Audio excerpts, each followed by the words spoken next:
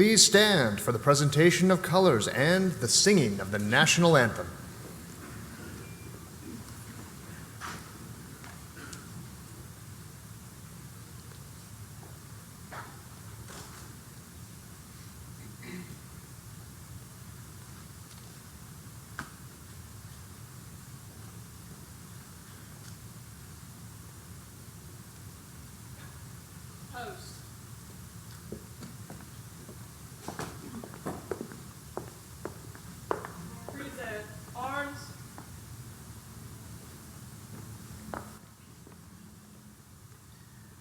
Oh, say, can you see by the dawn's early light what so proudly we hailed at the twilight's last gleaming, whose broad stripes and bright stars through the perilous fight, oh, the ramparts we watched were so gallantly streaming, and the rocket's red glare, the bombs bursting in air, gave proof through the night that our flag was still there. Oh, say does that star-spangled banner yet wave? Oh, the land of the free and the home of the brave.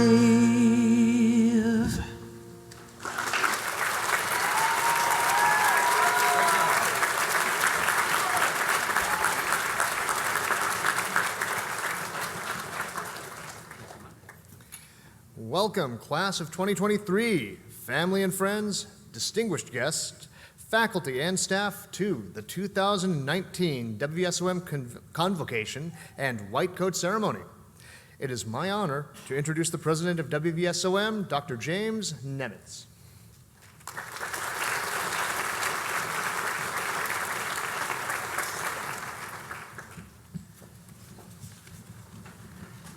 Well, thank you, Dr. Ward. Good morning, everyone. Please join me in thanking Sergeant Long and the Greenbrier East Junior ROTC Color Guard.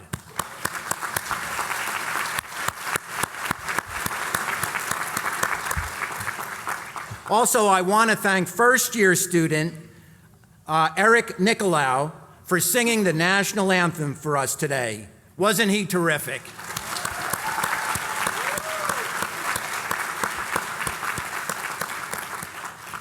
And I want to thank the Greenbrier River Brass Ensemble.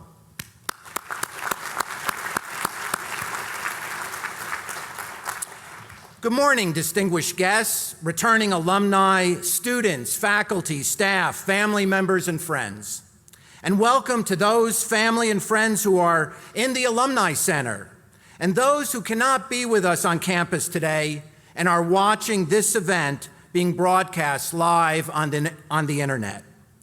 Welcome to the 2019 Convocation and White Coat Ceremony in our beautiful Student Center.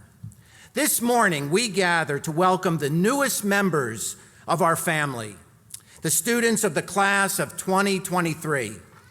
This morning, I am pleased and honored to be joined on the platform by many distinguished guests. I would like to take a moment at this time to recognize a number of individuals on the stage. I ask that the audience please hold your applause until I have finished, and for the individual to rise as I announce your name. Steve Sarver, Chair of the Board of Governors of WVSOM. Our keynote speaker, Robert Holstein, DO, a member of the second graduating class of WVSOM, the class of 1979. Ryan Newell, DO, Secretary-Treasurer of the WVSOM Alumni Association, class of 1999. Arthur Rubin, DO, President of the West Virginia Osteopathic Medical Association, class of 1979, also a member of the second graduating class. Craig Boyceford, DO, Vice President for Academic Affairs and Dean. Ed Bridges, PhD, Vice President for Administration and External Relations. Aaron Bazinski, President of the WVSOM Student Government Association. And Stephanie Arnold, Vice President of the WVSOM SGA. Please join me in welcoming these individuals.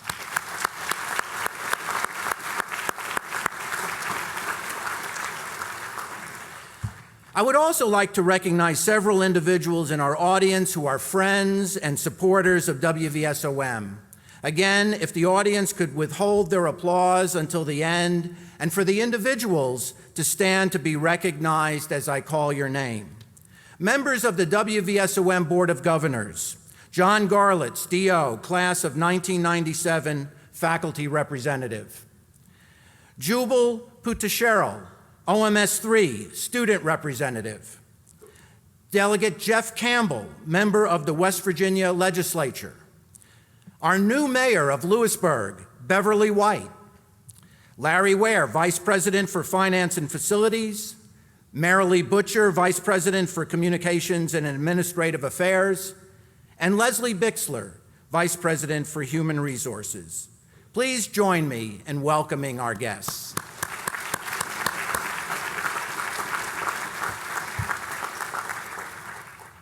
I would be remiss if I did not recognize several very important groups of people without whom this morning's ceremony would not be possible. I mean, realize that we spend months preparing for this event, and there's work done by countless numbers of staff. So their work and preparation put forth on making this morning a special day for you. Ladies and gentlemen, please join me in thanking our maintenance and housekeeping staff, the Media Services Department, the Marketing and Communications Department, the OK catering staff, and all of the other staff members who helped put this event together.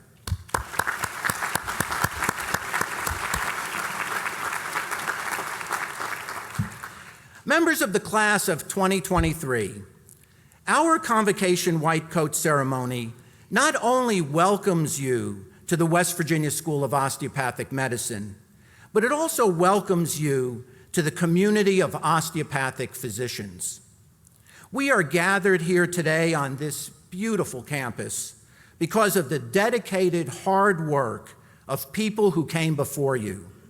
We stand here on the shoulders of giants, our founders, Drs. Apgar, Bales, Newell, and Wallington, our first president, Dr. Roland Sharp, and many others. I especially want to remember today Dr. O.J. Bales, D.O., who was our last living founder until his passing a couple of weeks ago. Dr. Bales was a remarkable man, a giant in the osteopathic medical profession, who was influential in helping establish 4 colleges of osteopathic medicine in West Virginia, Ohio, California, and Kentucky. He was truly the epitome of an osteopathic physician who practiced medicine into his 90s, serving rural West Virginia with distinction. I would like to take a moment of silence to remember O.J. Bales, D.O., and by the way, he was sick as sick could be, and he was planning to be here today and couldn't because he died two weeks ago. But his daughter is here. She felt so compelled. Susie's here with us. And Susie, could you stand? And we're just thrilled to have her here with us.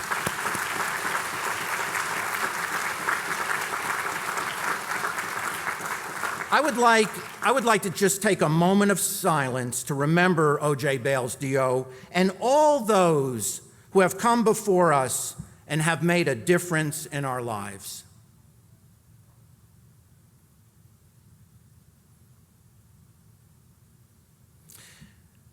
I also want to acknowledge all the graduates at WVSOM, especially the second graduating class, the class of 1979, who are celebrating their 40th anniversary this weekend. You, the members of the class of 2023, now enter into this rich tradition and will become a part of WVSOM's legacy, a legacy that includes being one of the best medical schools in the nation and the leader in graduating physicians who practice in rural America. The white coat symbolizes the beginning of your 4-year journey into the osteopathic medical profession. You will need to earn that white coat every day of your career. It comes with awesome responsibilities and obligations to your community and to society as a whole. Putting on the white coat will not transform you into an osteopathic physician. There's a lot of hard work that will be required of you to earn your white coat. It will require growth both intellectually and emotionally, and in time, you will make your white coat your own. So work hard, class of 2023. Have a vision for yourself. See yourself as the osteopathic physician you will become. Congratulations.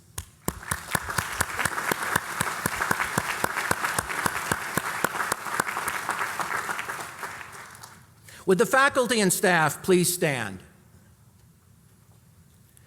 Class of 2023, these are the individuals who will work tirelessly to help you earn your white coat. Please join me in thanking them for all of their hard work.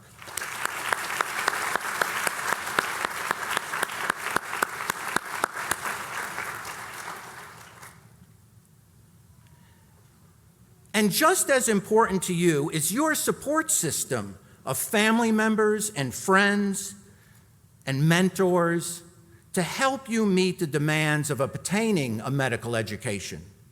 If the class of 2023 could please stand and turn and express your thanks for their continuing support of your efforts.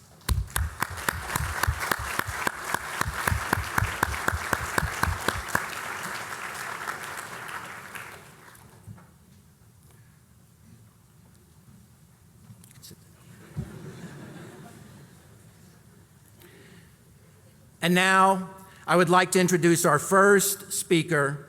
Please welcome the chair of our Board of Governors, Mr. Steve Sarver.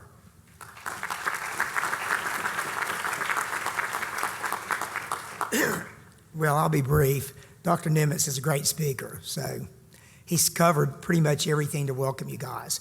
John Denver almost got it right. He said almost heaven. West Virginia, and it is heaven, so he came close. So the ones of you all that are from West Virginia, you know that, and you need to tell your classmates every day the same thing, the ones that are from California or wherever. You're gonna find that this is the greatest state you can be in, and the community of Lewisburg continually gets awarded, I think, most every year, the coolest little town in West Virginia. So we want to welcome you to West Virginia. If you're not already from West Virginia, welcome you to Lewisburg, and welcome you to one of the neatest med schools you could ever go to. So Dr. Nimitz has already pretty much said, you know, everything that I could cover. I mean, the faculty's great, the support staff is great. I know it's my time on the Board of Governors. I mean, they're awesome to work with, and they will be for you guys too. And I know you're really smart or you wouldn't have gotten here, but you're probably a little bit nervous too. My son graduated a couple years ago. You're gonna be fine. You know, just work hard, play a little bit, and you'll be fine. Everybody here wants you to succeed. Like no one here wants you not to succeed. So, and Dr. Nimitz, his office is always open. So if you have a problem, just go knock on his door or walk in and tell him, right? Right. So, but the thing I would tell you is I'm not a doctor, but one time, I think that you guys, and I know you know, every time somebody speaks, you can be sitting there saying under your breath, that is so much like bull or baloney. But I think that you guys are going to be in whatever you want to use the word, sorority, fraternity, group. You're in the greatest group. I envy you and these guys. You're in the greatest group you could ever be in. It's better than the group that's a football team. It's better than the group that's the basketball team or the fraternity in college. It's better than any group. It's better than the lawyers. They're just troublemakers. It is the very best group you could ever be in. And here's why I'll tell you that. So years ago, unfortunately, when I was a student at Wake Forest, where I went to school, undergraduate, so a philosophy professor asked the question one time to the 15 of us in the class or whatever there was. Now, that was before the lottery. That dates me really bad. But he asked a question. He said, so you guys are like 18, 19, 20, 21, us, and then you guys are 22, 23. But he asked a question. So if you had certainty, if you could have two certainties, if you could have the certainty that you could live the rest of your life on the face of the earth, however many years that would be, with all the money in the world. Now, probably in that day and time, all the money in the world was $10 million. Nowadays, a lot of people would scoff at that. But the point is, he said, if you could have all the riches, the cars and everything, and you have that certainty, you didn't have to work for it. It was yours. But you had no certainty on your life. You had no certainty on how long you would live. Or if you could flip it, and you have no idea if you're going to have rags or riches. You have no idea how long you're going to live. I mean, how much you're going to have, but you could be guaranteed to live to be 100 years old. Which one would you take? Now, there's always a temptation when you're young to take your chance and say, I'll take the bucks and hope. But if you really think about it, I know looking back now, at our ages, I would take anything to be certain that I could live a long, long, healthy life. You guys are responsible for that in large part. That puts you in the greatest fraternity or sorority that there is. So anyway, I'd like to welcome you all and have fun.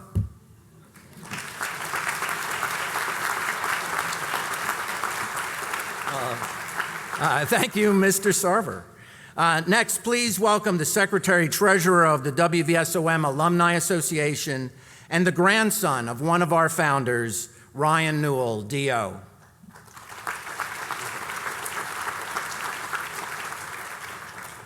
Good morning.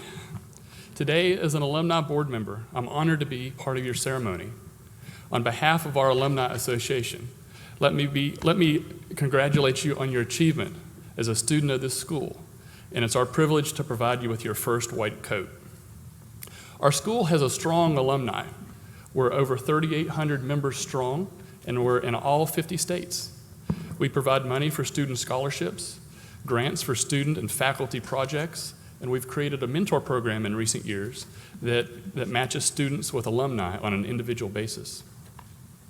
So you're receiving your first white coat today. This is a big deal. White coats can be a lot of things. Most obviously, they serve to identify you within a healthcare community. The short coat you'll receive today identifies you as a medical student. The coat will become longer as you progress to resident and attending. They also have some less obvious but very practical uses. They can serve as a pillow or a blanket. Trust me, by the end of your training, you will have stories of sleeping on a call room couch with nothing but a makeshift white coat pillow. You'll quickly understand how a white coat can serve as a mobile storage unit. For me, in addition to medical textbooks, a stethoscope, an ID badge, 50 tongue depressors, I had on me at all times enough graham crackers and peanut butter to get me and my entire call team through the night. Most of all, and most importantly, it's a symbol that you belong to a group of uncommon individuals. Understand this significance. It's uncommon to pursue a path to become a doctor. Most people, after 4 years of college, don't sign up for an additional 4 years of training, plus residency. It's uncommon to accept this level of responsibility. Oftentimes, we stand in the way of a patient dying. We deal with life and death situations, literally. Getting into medical school is uncommon. You made it. Congratulations. Most people don't. Did you know that over 5,400 applicants applied for your seats this year alone? Just by being here, based on your past achievements, you are uncommon. Wearing this coat identifies you as someone who's holding the role as a doctor or a doctor in training. In my opinion, holding the role is different than having a title. A title can be anything. A title goes on a business card, and you can put anything on the front of a business card. Holding the role as a doctor is different. It's an action. It means that you embody the knowledge and have the capacity to act as a doctor or a doctor in training. This isn't verbalized much, but it's obvious in the real world. It's obvious when you walk into the nurse's station. You'll be given special privileges and have certain expectations just based on your jacket. Oftentimes your coat is an outward expression of your accomplishments and oftentimes conveys a level of caring, commitment, and intelligence and patience. It has a calming effect to the anxious mother holding her child in an emergency room when she realizes that help has finally arrived. It says, "You are someone who will hear my concerns." The coat's a symbol. It holds you to a higher standard, and there's a responsibility to wear it. You won't always live up to this ideal. You won't always hit the mark. You'll make mistakes, especially in training.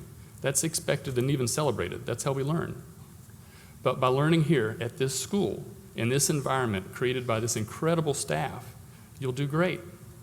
Here you have the opportunity to learn the science, the empathy, the compassion, the respect for your patients, to hold the role of an osteopathic physician. So it's my pleasure to welcome you to our family, first as medical students, and then in 4 short years, it'll be my pleasure to welcome you as colleagues into our alumni family. Thank you.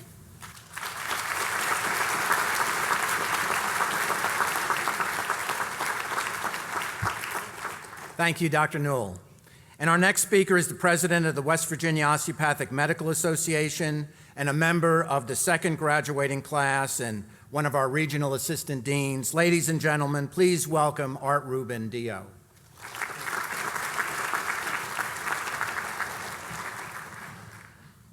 Did you hear that, Bob? 40 years. Just wanted to be sure you heard that. Good morning, class of 2023.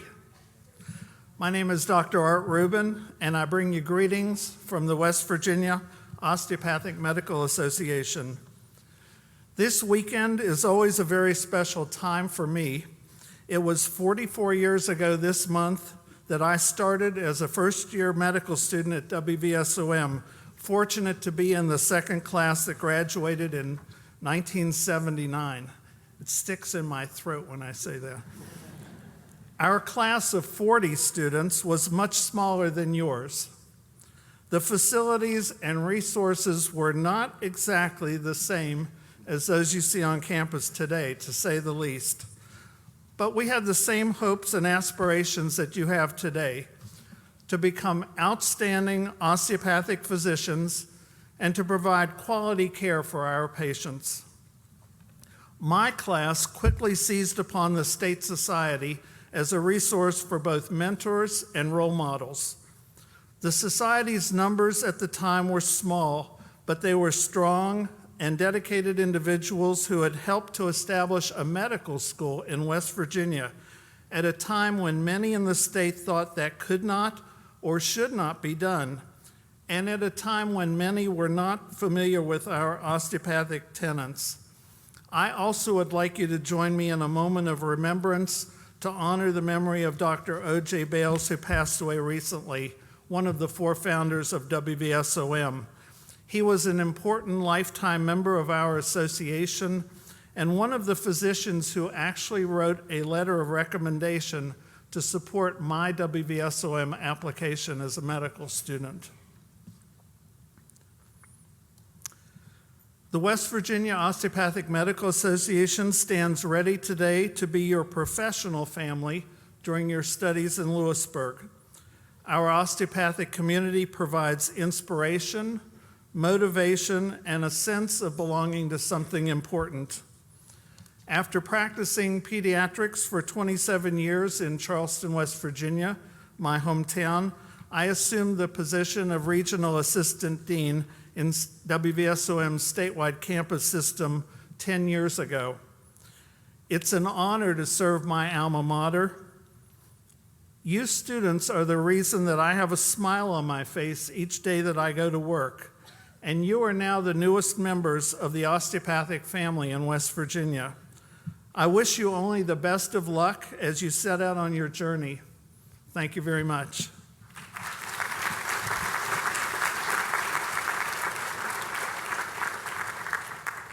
Thank you, Dr. Rubin. It is a privilege and honor to have with us today Robert B. Holstein, DO. Dr. Holstein is another graduate of the class of 1979, the second graduating class of WVSOM. He is a board-certified family medicine physician, and he enjoyed a very wonderful solo practice in Florida, and then he's transitioned now to a wellness medical facility in Port Charlotte, Florida. Dr. Holstein has served in many capacities at WVSOM. Currently, he's the vice chairman of the WVSOM Board of Governors. He has served as past president and board member of the WVSOM Alumni Association, and then in 2019, this year, Dr. Holstein was honored as the WVSOM Distinguished Alumni of the Year. He has had a lifelong involvement serving others, including medical mission trips and various community service projects. Bob and his wife Jean, of 44 years, who's here with us today as well, have a son and daughter and 4 grandchildren. Now, I want to share with you some personal things about Dr. Holstein. He's allowed me to do this. And I sort of look at Dr. Holstein as WVSOM's Patch Adams. Hopefully you remember that person. Actually, his place was not too far from here. It was up in Pocahontas County, believe it or not. And he loves humor, and he loves to make people laugh. So Dr. Holstein wanted you to know some things about him that are not on his official resume.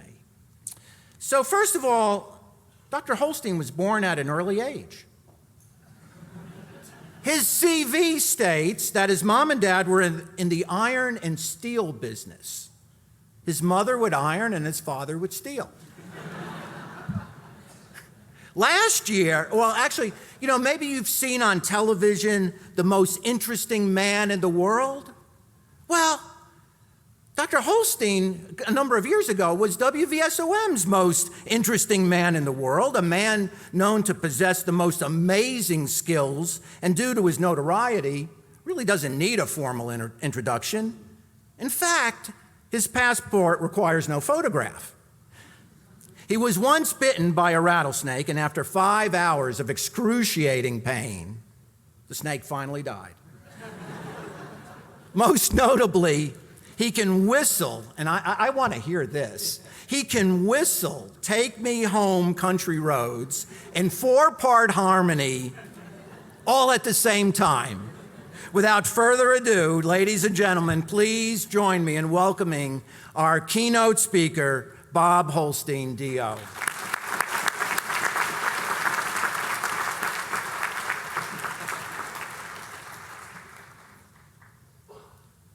Well, Dr. Nimitz and platform guests and faculty, administration, and staff, and family and friends, and class of 2023. My goodness, you're the best looking class that's ever matriculated at WVSOM. And I told the same thing to the class last year and the year before that, but I was lying. But I really, really mean it this morning. You're sharp. Well, you're not quite as good looking as my class, the class of 79. We've gotten a little wrinkled and droop a little bit, but we're a strong class, and we can whip your class with one stethoscope tied behind our back. So don't mess with us, okay? I am reminded of a story of a husband and wife living in Wisconsin. And they were so sick and tired of the cold winter and the gray skies and shoveling snow and the ice that they just wanted to move back to somewhere warm, go to somewhere where they could enjoy the weather. So they decided to move to Florida. And the husband came down a day ahead of her because she had some final things she had to tie up with her employer, and she was going to come down the following day. But he came on down ahead of her, and in the hotel, he decided I would send her an email. And so he typed on the computer, but the keyboard was awkward to him, and he misspelled some letters and ended up writing to the wrong email address, and it went to a lady in another state who was the wife of a pastor, and her husband had just died the week before, and they had just buried him the day before. Well, when she got this mistaken email on her computer screen, she screamed and fainted, and the family rushed into the room to see what happened. And on the screen it said, "My lovely wife, I want you to know that I have arrived safely." Looking forward to you joining me tomorrow. And P.S., it sure is hot down here.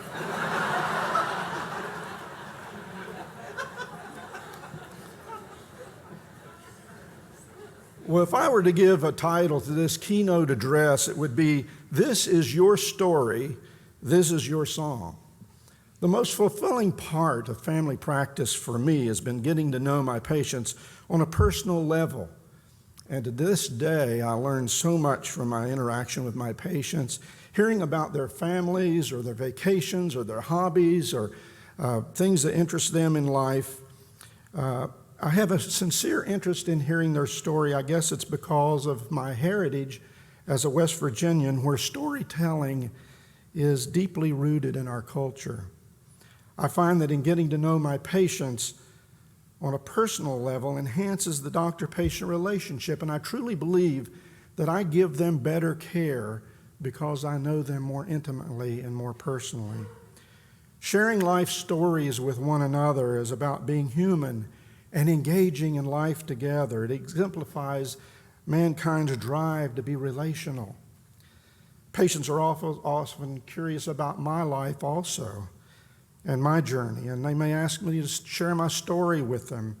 They're often curious as to what life was like for me growing up. Where did I go to college and medical school? What motivated me to go into the medical profession? Was it difficult? Where did I get the strength and the fortitude to endure the struggle to succeed?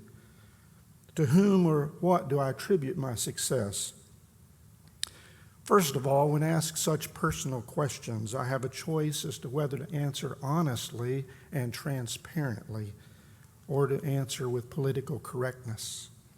Regardless, it's imperative that I maintain a professional relationship with my patient at all times. But in responding honestly, I tell them that I attribute much of my success to having married the most wonderful and supportive wife that any man could possibly have, my wife, Jean.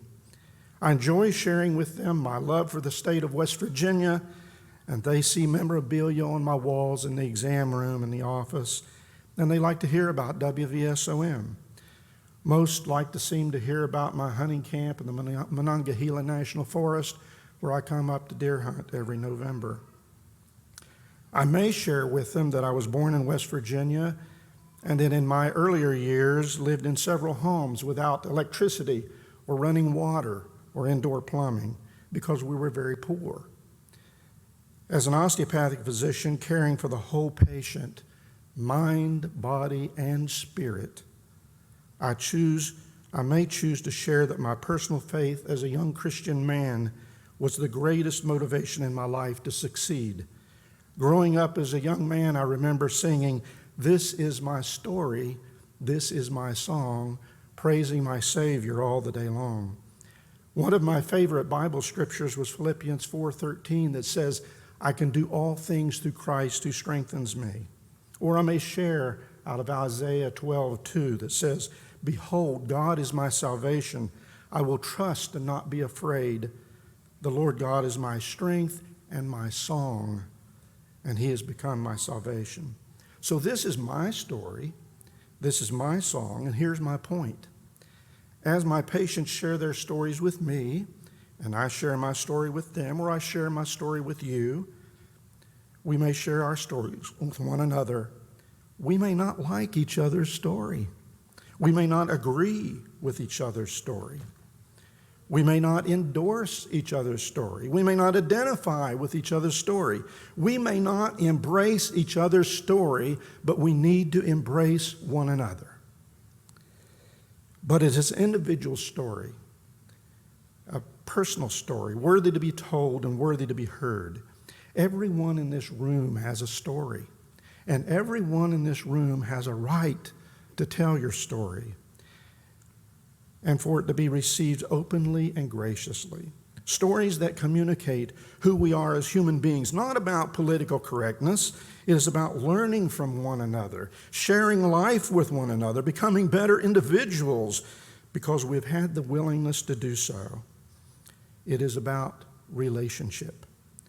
As physicians interacting with your patients and sharing your stories, you will be a more effective physician, and it will enable you to provide better care. Be genuine. Be authentic. Be transparent, using wisdom and discernment. Be a good listener. Be trustworthy. Guard your patients' stories with great care. When you are presented with your white coat this morning, wear it as an outward symbol of an inward calling, a calling of genuine love and care for your patients. Take the time to hear their personal story without silencing them or allowing yourselves to be silenced. Class of 2023, dare to hear the diverse stories of your peers, of one another, those seated with you this morning. Hear their stories with ears open and hearts that are gracious, engaging in life together. The relationships that you develop at WVSOM will last forever. You are now part of each other's story. You're now part of the WVSOM story, and your lives will be changed. This is your story. This is your song. I'm fascinated by stories at WVSOM like those of our president, Dr. Jim Nimitz. I will defer to him to someday share his story with you in greater detail, but it's a story of deep love and affection for his wife, his dedication to her while she struggled with a terminal illness, a story of loving and caring for his young daughter during this time of immense personal struggle in his own life while serving as professor of anatomy here at this institution and continuing to love his students and teaching them with unwavering dedication. This is his story. This is his song. And I could go on sharing remarkable stories about remarkable people in the life of WVSOM, remarkable people like Roland P. Sharp, D.O., the first president of WVSOM, and the history of the immense struggle of this school's survival in the earlier years to the immense success today. This is his story. This is his song. Of the remarkable journey and contributions of O.J. Bales, D.O., that you've heard mentioned this morning, and died a few weeks ago, leaving a legacy of service as a founder of WVSOM. This is his story. This is his song. The mission statement of our school is as follows. The mission of the West Virginia School of Osteopathic Medicine is to educate students with diverse backgrounds as lifelong learners in osteopathic medicine and complementary health and related programs, to support and develop graduate medical education, to advance scientific knowledge through academic, clinical, and basic science research, and to promote patient-centered, evidence-based medicine. WVSOM is dedicated to serve first and foremost the state of West Virginia and the healthcare needs of its residents, emphasizing primary care in rural medicine. Ladies and gentlemen, WVSOM is fulfilling its mission. WVSOM is living its mission. Class of 2023, your presence here today is evidence that WVSOM continues to fulfill its mission. Be thankful that you chose WVSOM, and be thankful that WVSOM chose you. This is WVSOM story. This is its song. In 2005, I led a medical team, a missions team, to Slidell, Louisiana during Hurricane Katrina. And we were there just a few days after the disaster hit. There were cars in tops of trees. There were homes that were washed up on the railroad tracks. It was devastating. It looked like a nuclear war had hit. And I had the pleasure of meeting Angelina and hearing her story. And Angelina had a small brick home, and on her property she had 3 or 4 mobile home trailers on the bank behind her.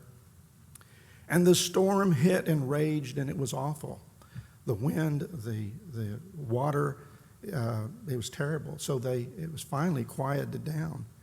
And they came out in the yard, and they looked up at the blue sky, and they said, "Phew, we finally got through that," not realizing that the band that was coming behind them was the worst that was yet to come. And so when it came, and it was ferocious, she was scared for her life. And she decided, what do I do? She's alone.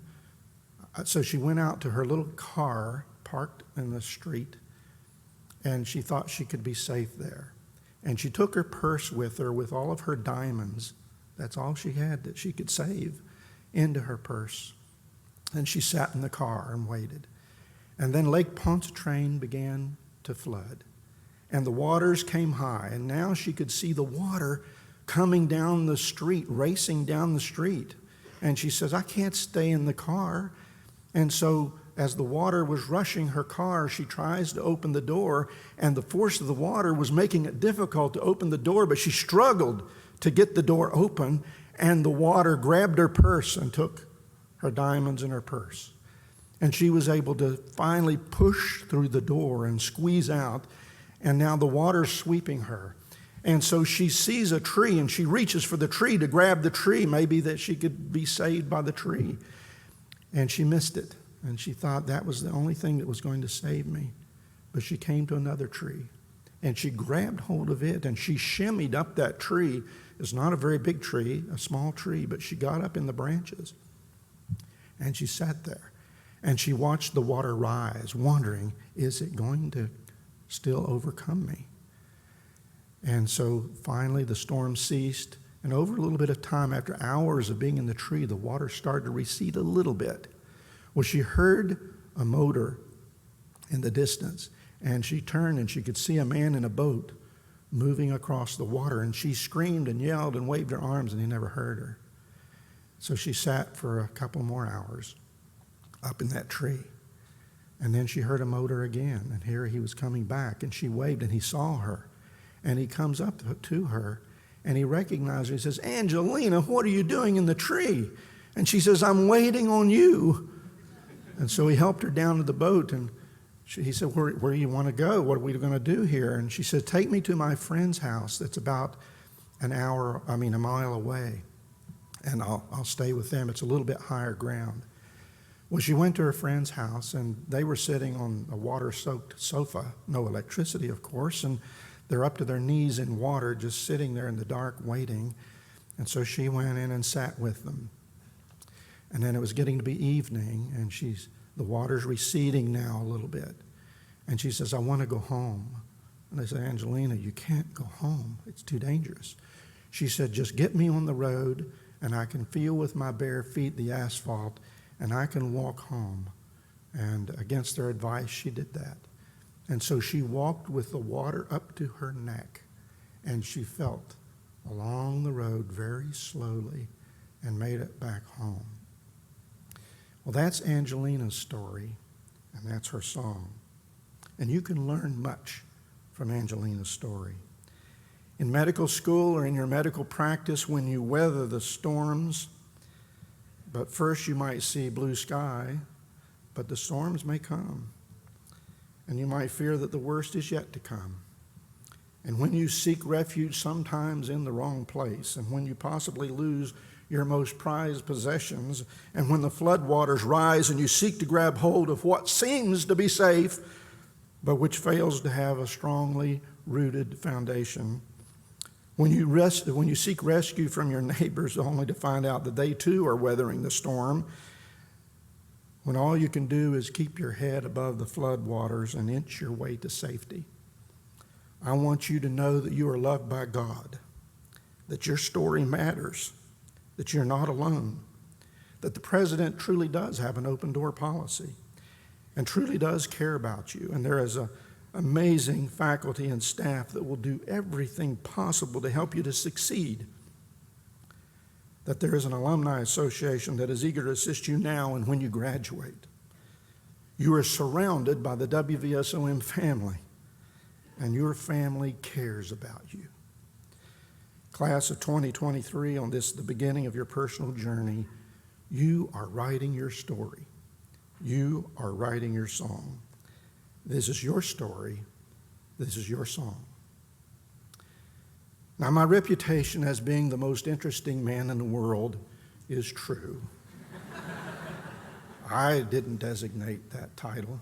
It was given to me because of the facts.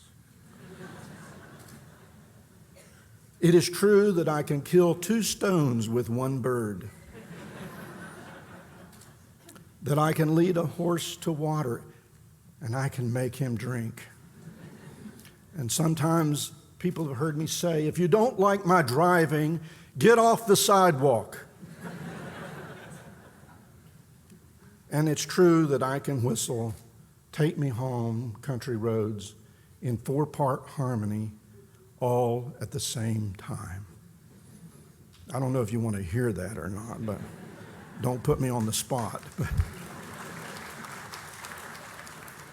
All right, we'll just have a little music here.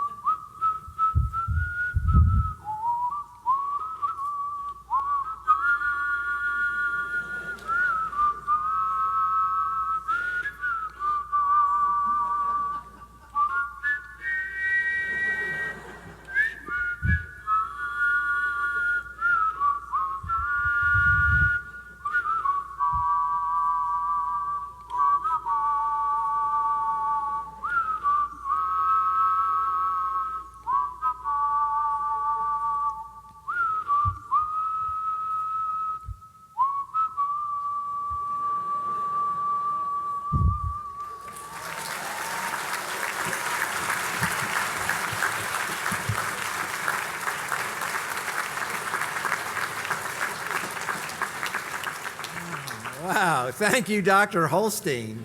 Boy, you really could do that. Well, now for what you've all been waiting for. Though that whistling was pretty darn good. The main event, our white coat ceremony. Will Aaron Bazinski and Stephanie Arnold please approach the podium? And will the first row of students rise and approach the stage?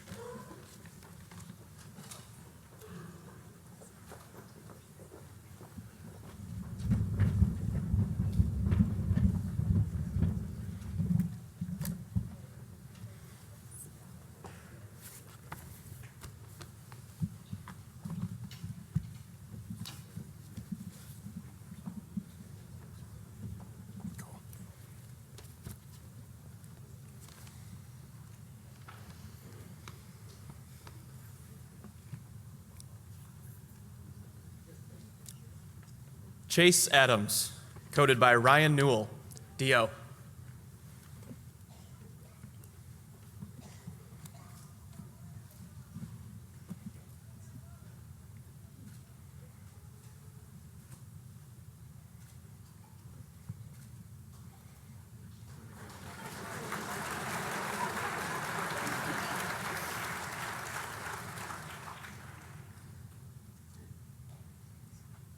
Talha Ahmad, coded by Ryan Newell, DO.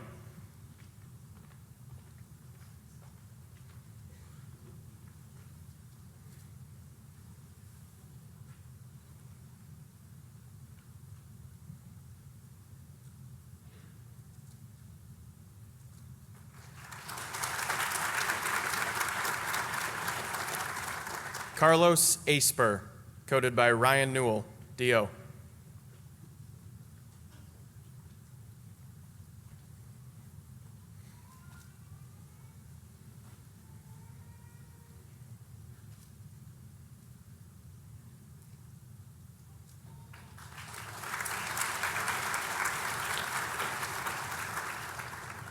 Abdul Rahman Al-Halak, coded by Aaron Provenzano, DO.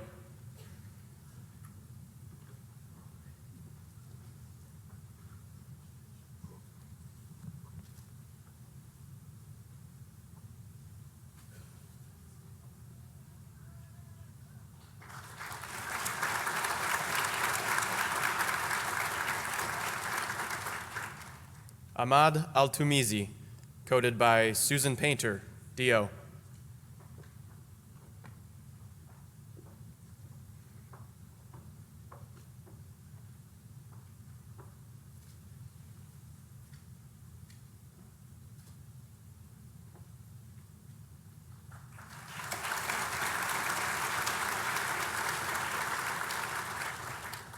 Megan Alwes, coded by Susan Painter, DO.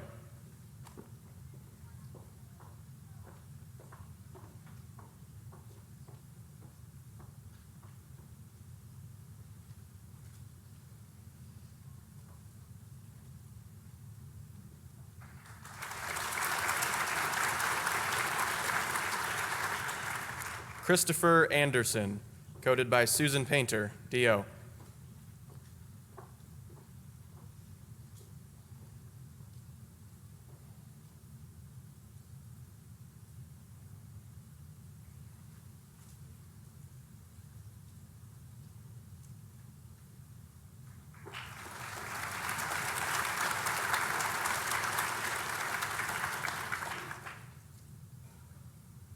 Justin Argancillo, coded by Susan Painter, DO.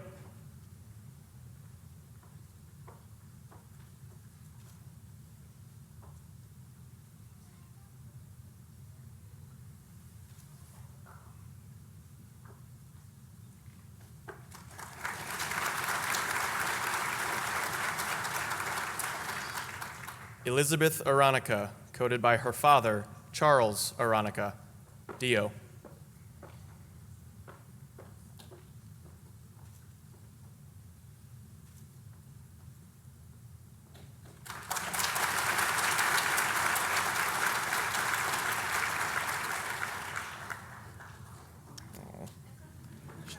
Shellen Aurora, coded by Susan Painter, DO.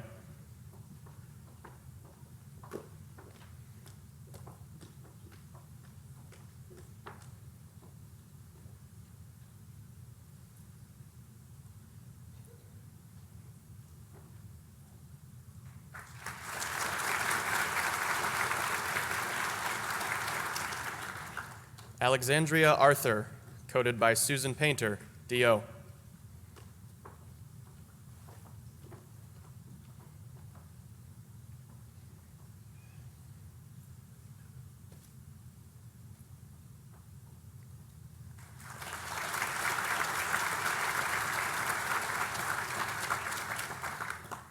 Ojung Ashu, coded by his brother, Munjum Ashu, MD.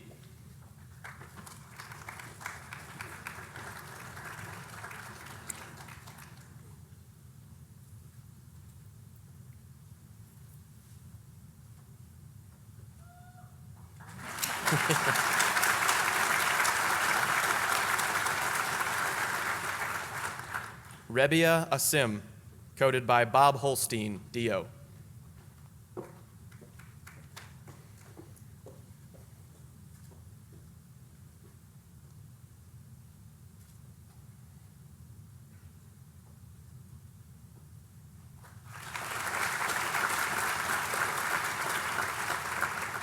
Anthony Oswald, coded by Bob Holstein, DO.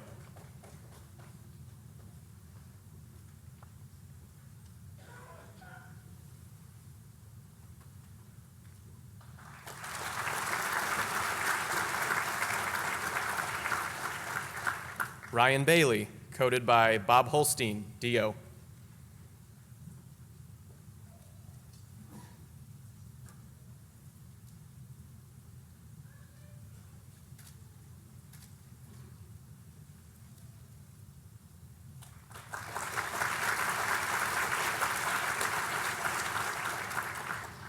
Taylor Barr, coded by Bob Holstein, DO.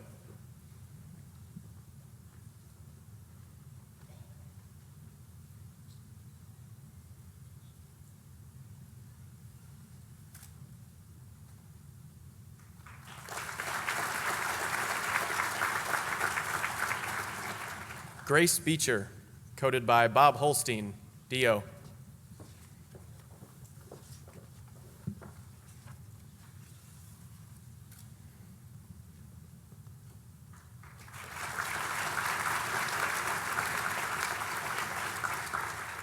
Lucas Betterton, coded by C.C. McClay, DO.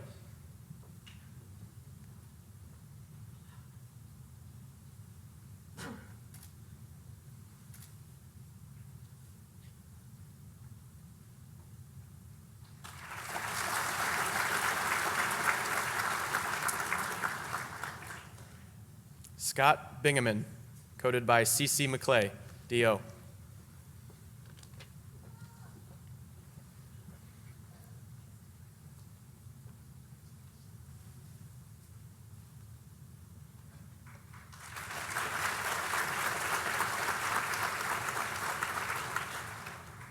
Zachary Bloom, coded by C.C. McClay, D.O.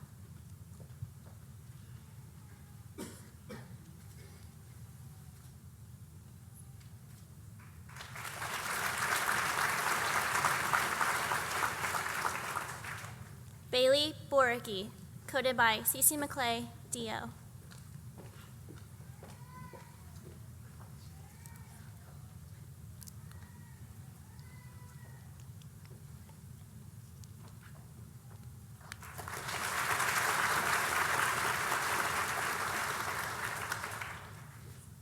Cameron Brown, coded by Ryan Harris, D.O.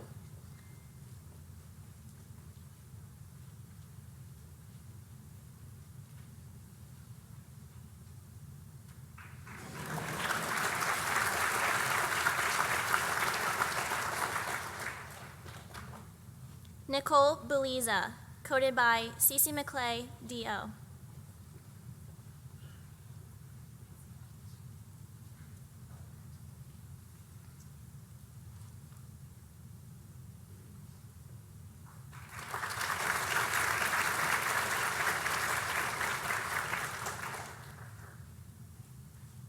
Alex Kaplan, coded by Predrake Kryachik, MD.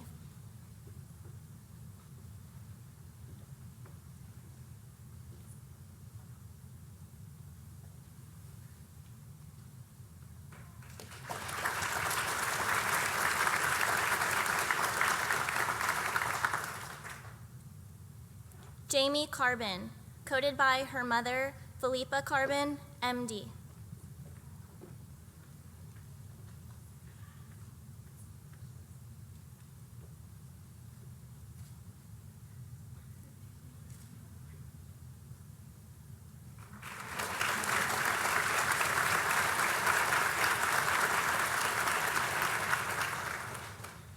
Sarah Carter, coded by Predrake Kryachik, MD.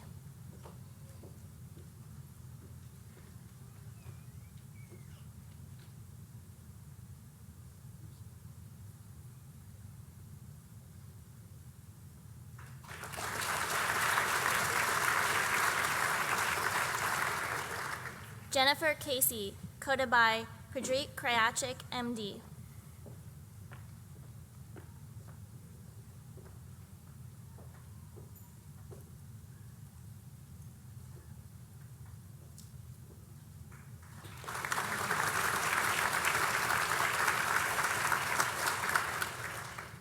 Andrew Castagna, coded by Ryan Harris, D.O.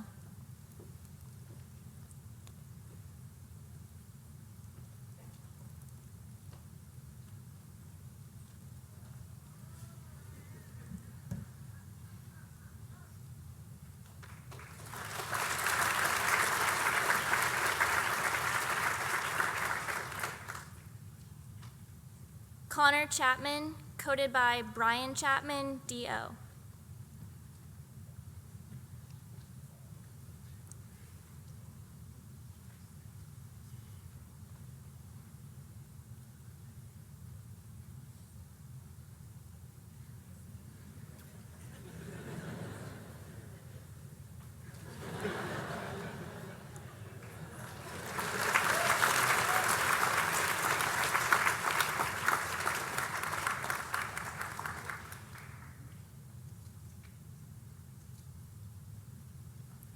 Caroline Chen, coded by Padrik Krajacik, MD.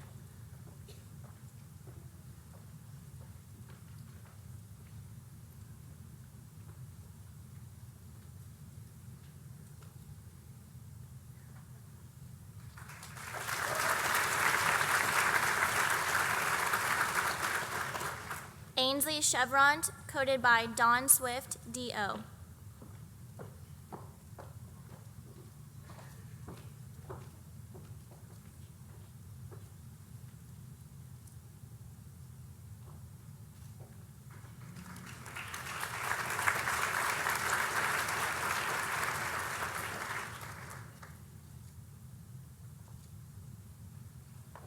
Ravi Rajsi Chudasma, coded by Dawn Swift, DO.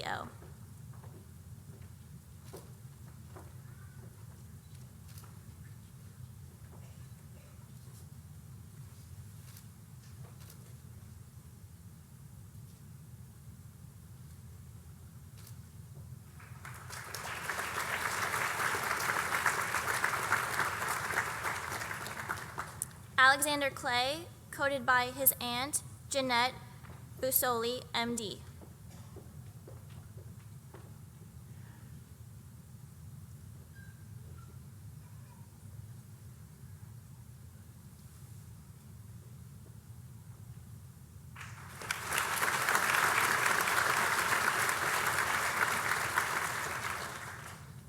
Allison Clay, coded by Brian Chapman, DO.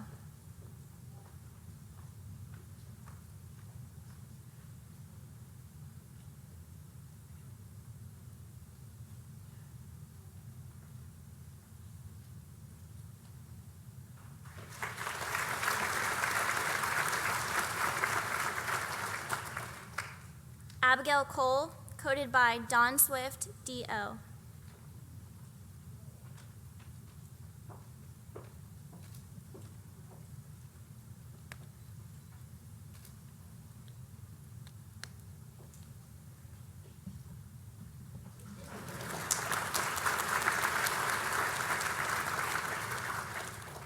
Andrew Colbank, coded by Dawn Swift, DO.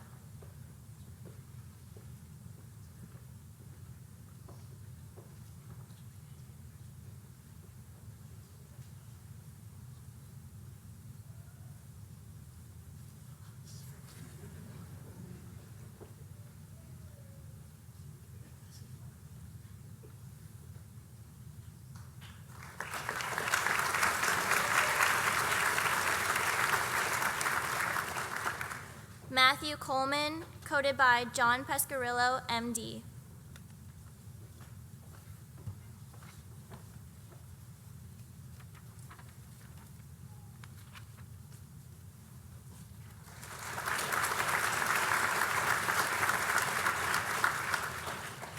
Carolyn Cook, coded by Dawn Swift, DO.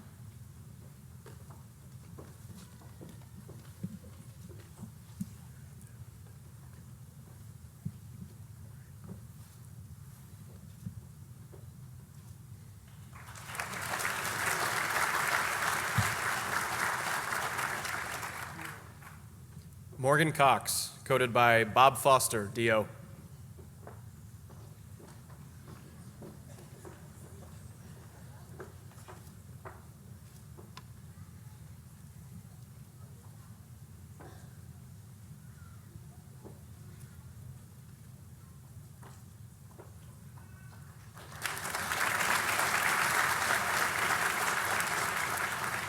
Sarah Kraft, coded by her brother, Edward Kraft, DO.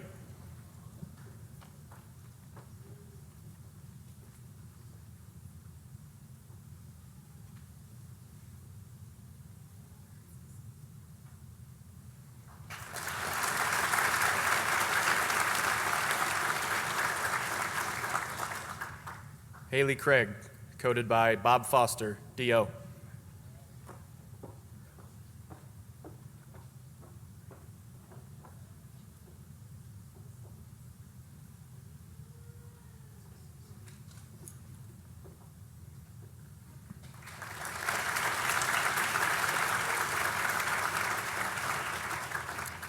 Stephen Daniel, coded by Suthendhu Chobe, MD.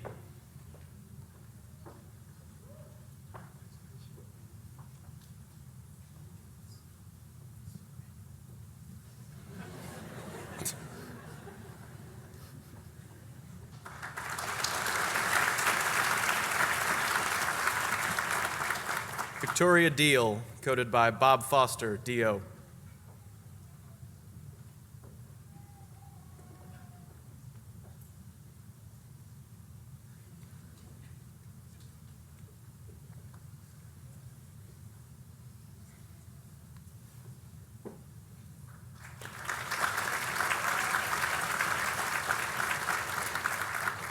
Karthik Danareddy, coded by Teresa Forty, DO.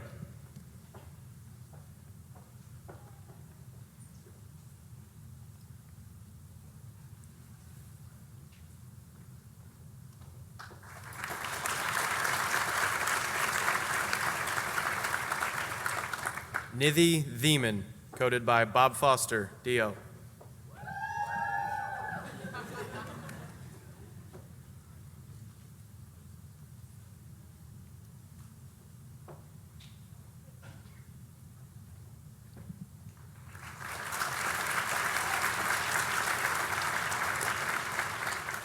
Matthew Dietz, coded by Rob Zealous, MD.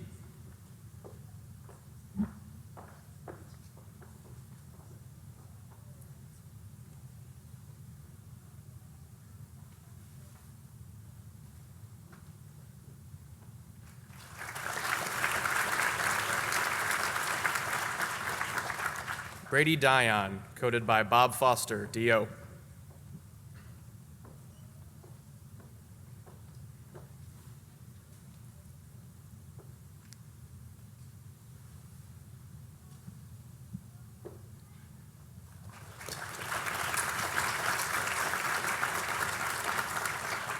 Tiana Dodd, coded by Brian Chapman, DO.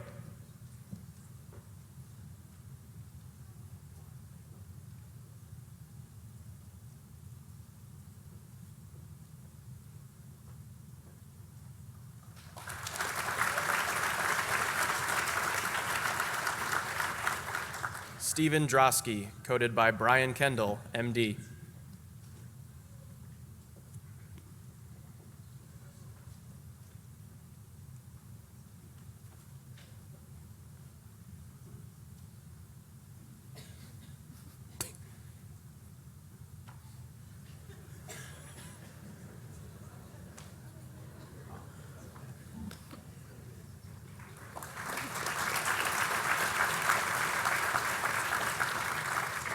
Blaine Eggemeyer, coded by Brian Kendall, MD.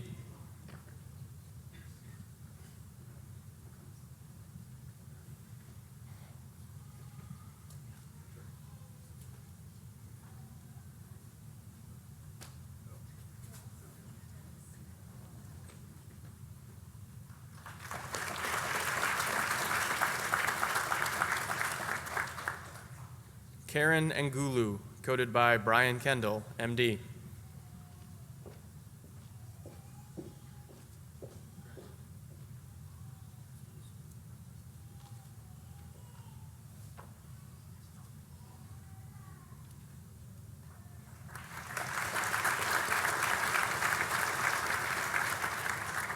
Paige Evans, coded by Brian Kendall, MD.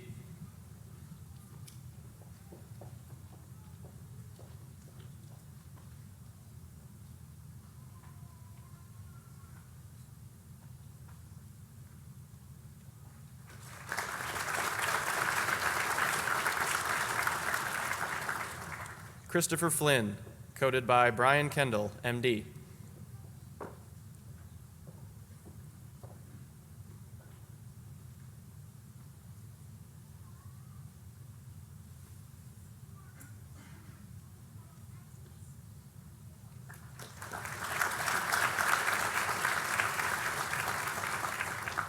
Casey France, coded by Dwight Bundy, DO.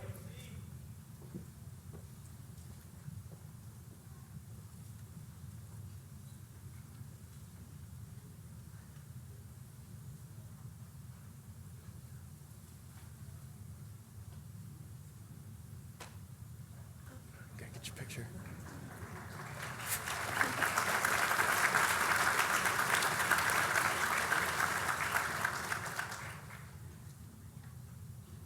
Marissa Frazee, coded by Dwight Bundy, DO.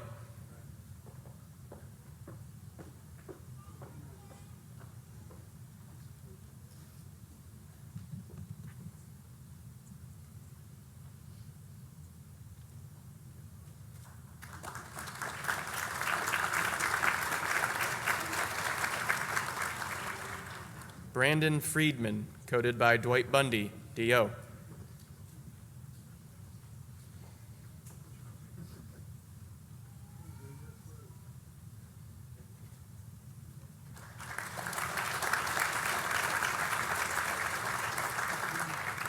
Kenneth Fuller, coded by his father, Raymond Fuller, MD.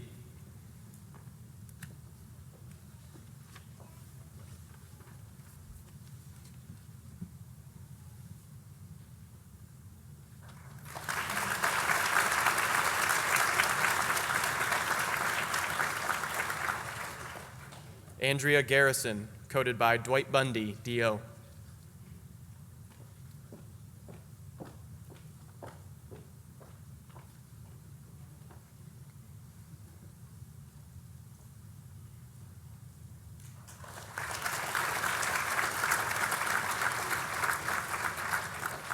Hunter Gazda, coded by Dwight Bundy, DO.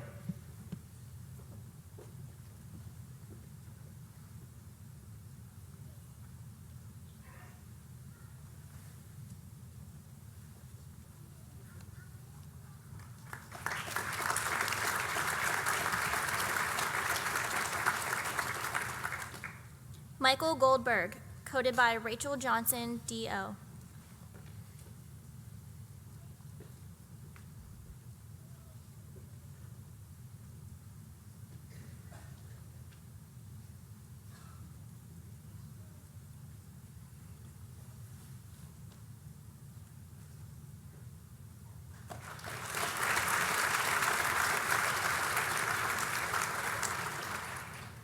Brian Goldstein, coded by Anna Dang, DO.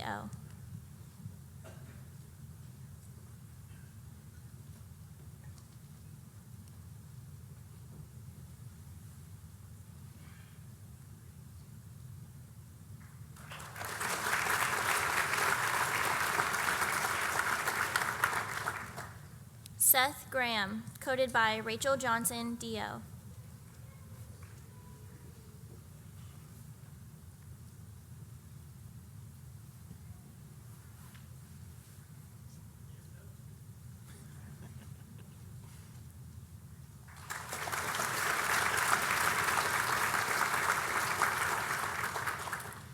Lauren Green, coded by Rachel Johnson, DO.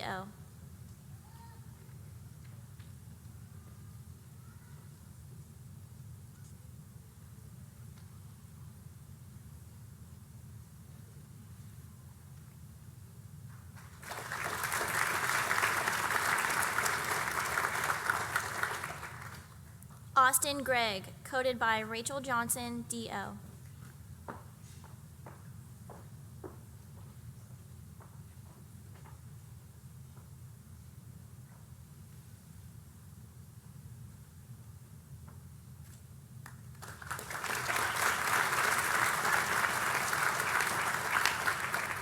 Robert Grove, coded by Rachel Johnson, DO.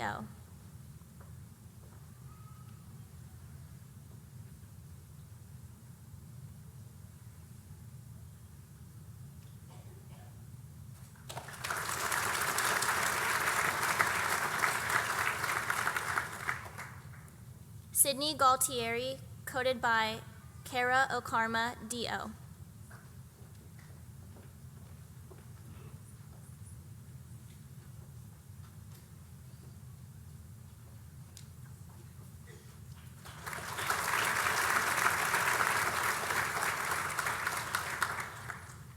Mark Haft, coded by his father, Howard Haft, MD.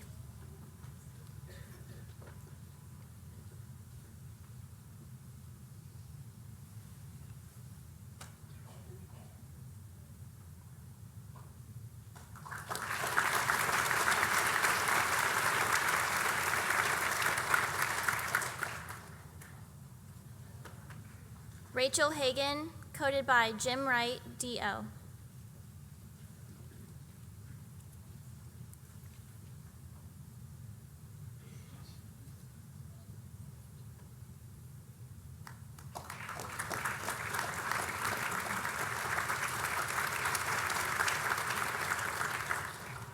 Jeffrey Hall, coded by Jim Wright, DO.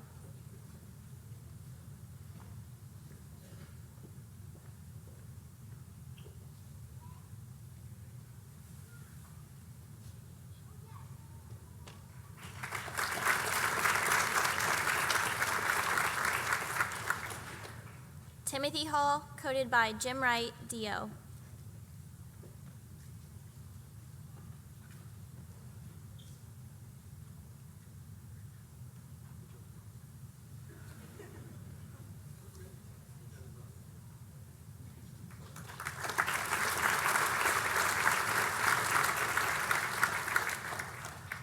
Charles Harlow, coded by his wife, Leslie Romero, DO.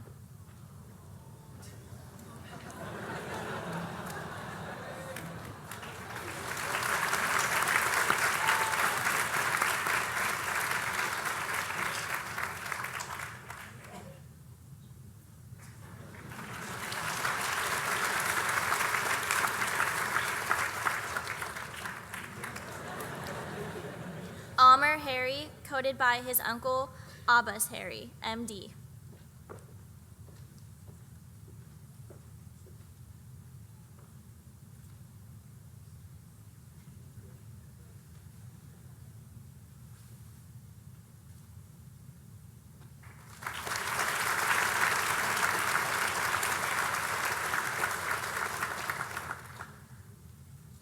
Lindsay Homan, coded by Jim Wright, DO.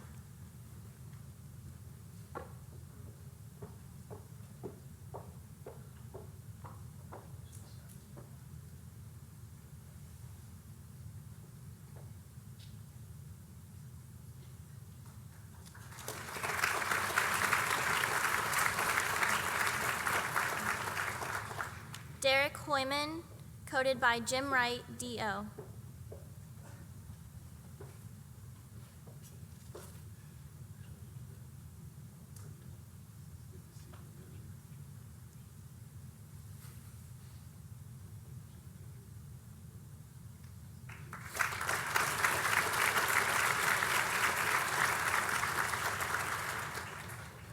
Janice Huang, coded by Tony Liu, MD.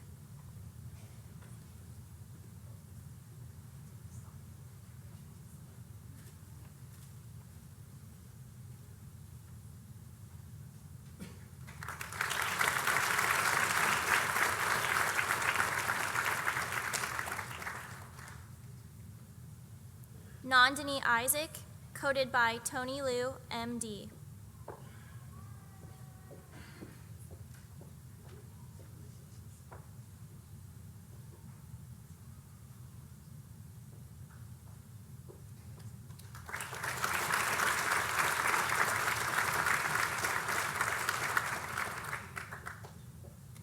Rajan Jerry, coded by his father, Nader Tusi, MD.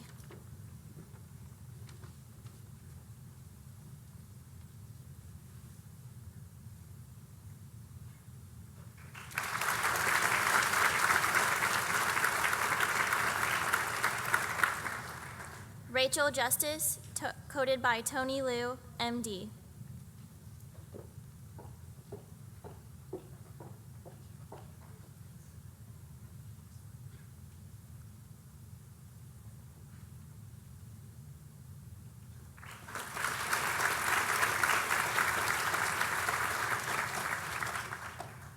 Akash Kaningati, coded by his cousin, Kirthi Jetty, DO.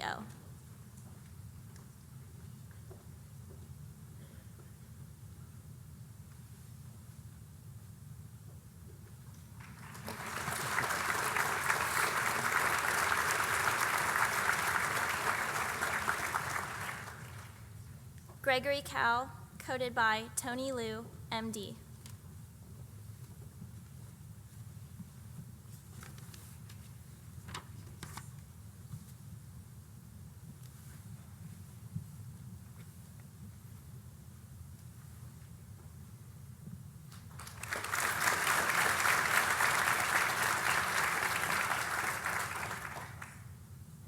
Kylie Karcheski, coded by Tony Liu, MD.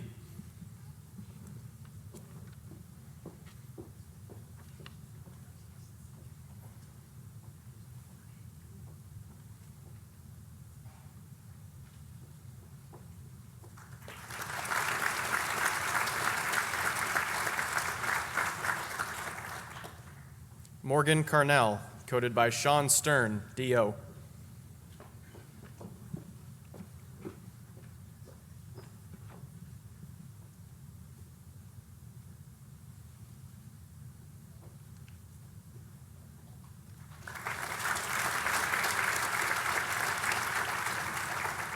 Ferris Kasem, coded by Tony Liu, MD.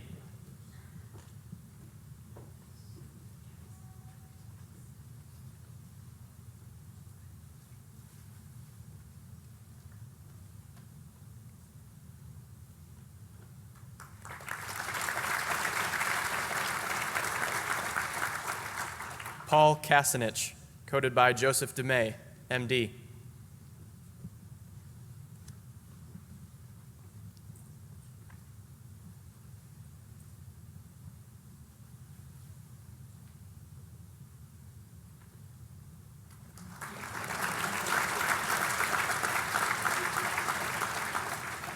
Jordan Katz, coded by John Garlitz, DO.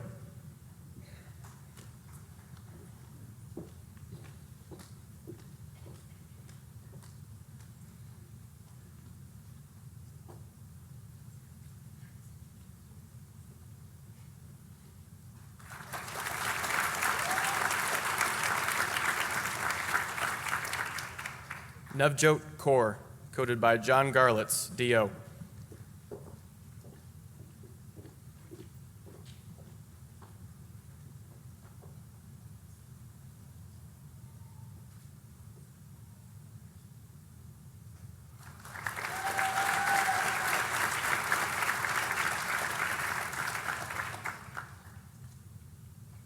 Savannah Keffer, coded by her father, Scott Keffer, DO.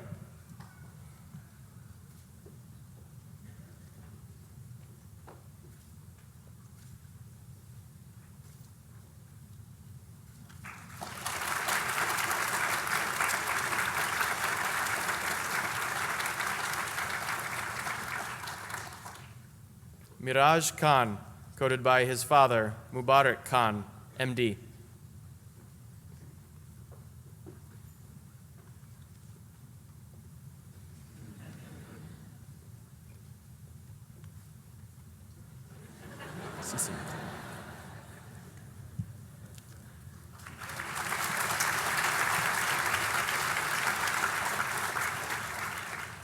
Ryan Kidd, coded by John Garlitz, DO.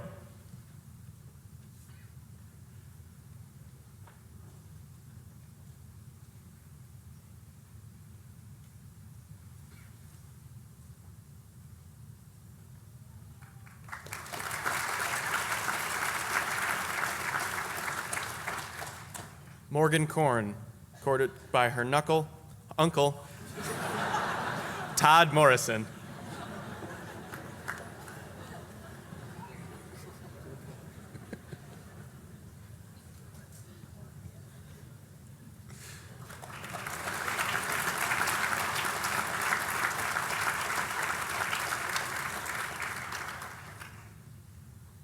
Janice Kubiak, coded by John Garlitz, DO.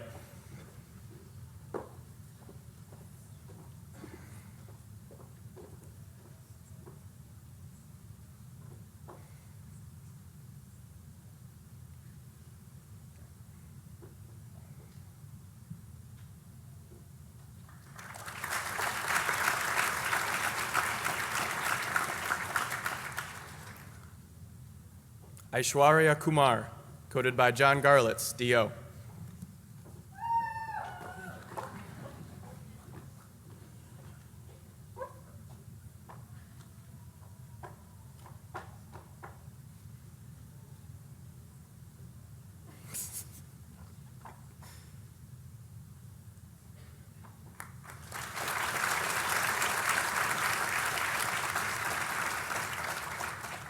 Nicholas Labach, coded by John Garlitz, DO.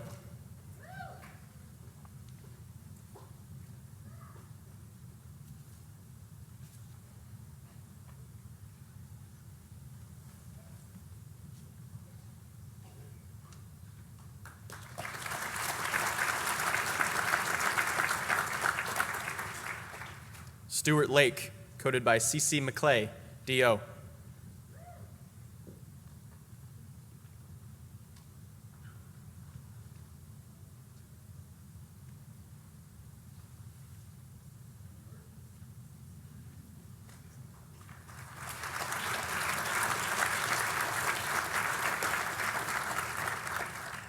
Peter Leichner, coded by his father, Edward Leichner, DO.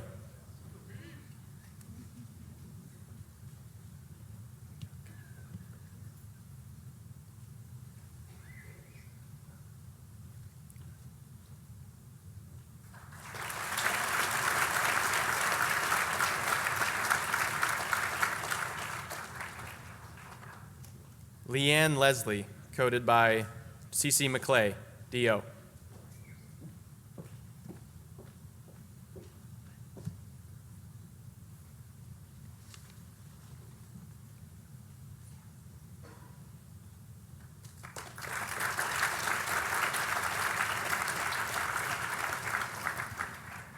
Wea Lynn, coded by CC McClay, DO.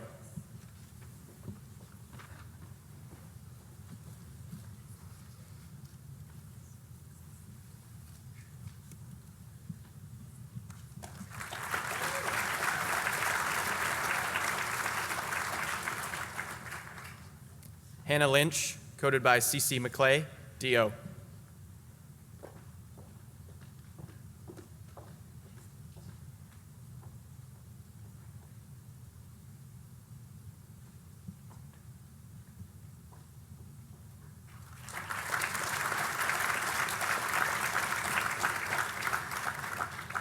Nicholas Maloof, coded by CC McClay, DO.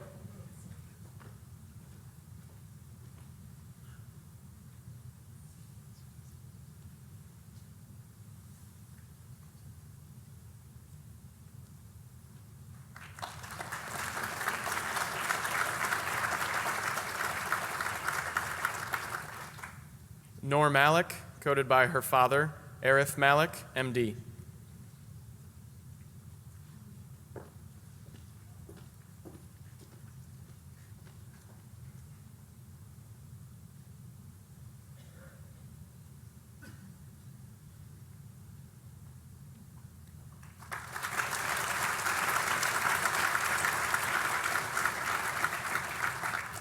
Kevin Manley, coded by Lourdes Bernardino, MD.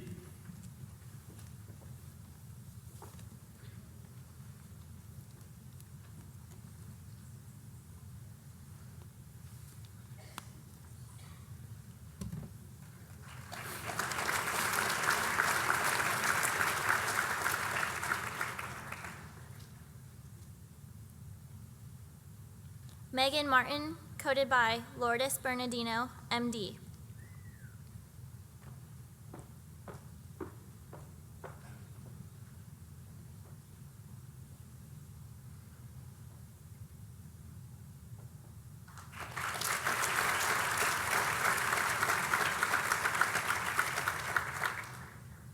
Holland Matlock, coded by Lourdes Bernardino, MD.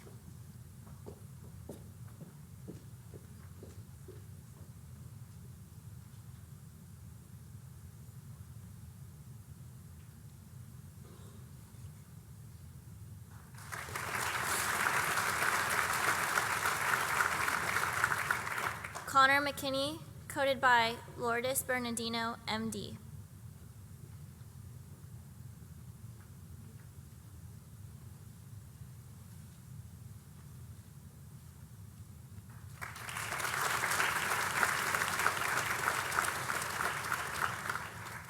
Ashley McNicholas, coded by John Johnson, DO.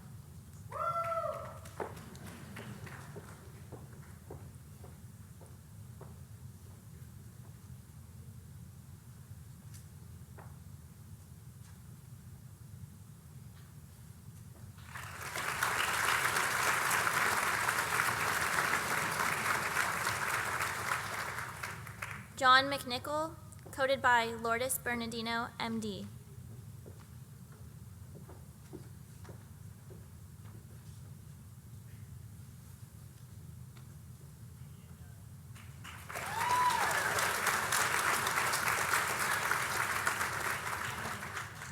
Marina McHale, coded by her brother, Nader McHale, MD.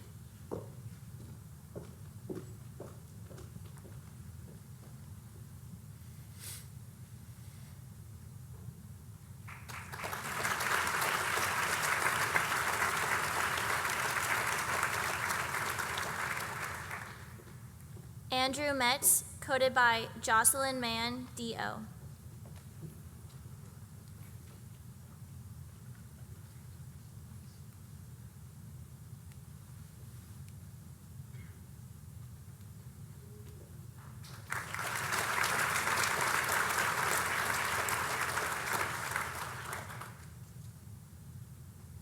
Caden Minix, coded by Jocelyn Mann, DO.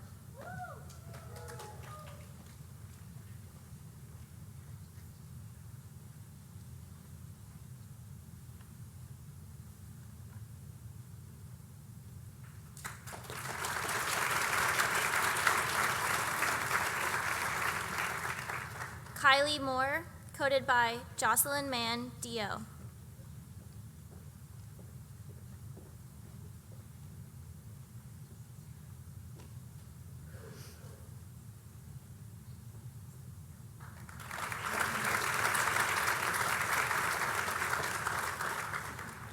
Jack Moy, coded by Jocelyn Mann, DO.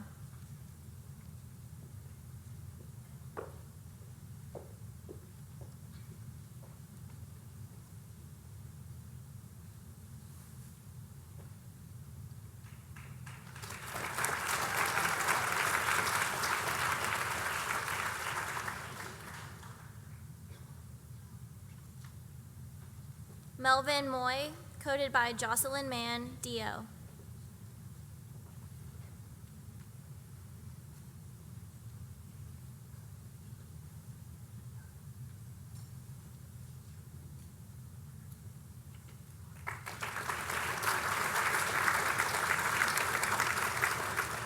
Usha Marugason, coded by Jocelyn Mann, DO.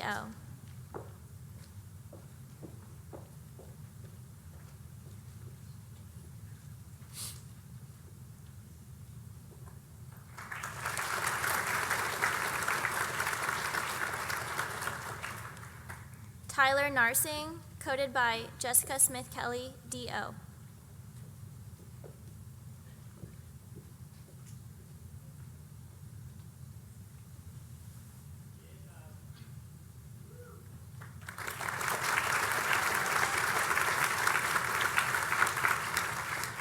Samantha Newman, coded by her sister, Dana Newman, DO.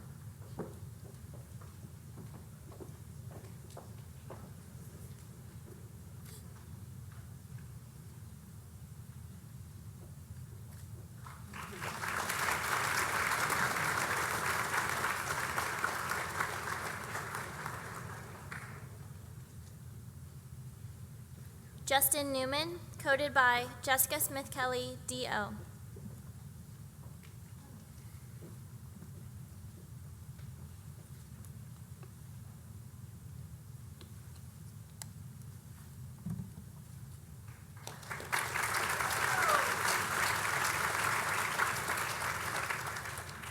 Tao Nguyen, coded by Jessica Smith-Kelly, DO.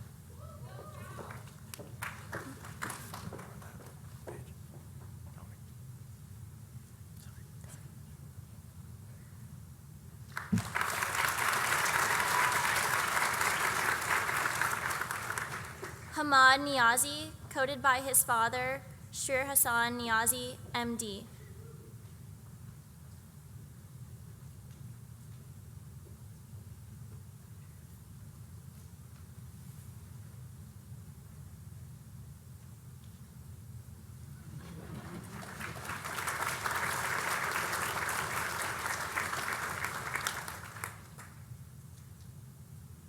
Eric Nicolau, coded by Jessica Smith-Kelly, DO.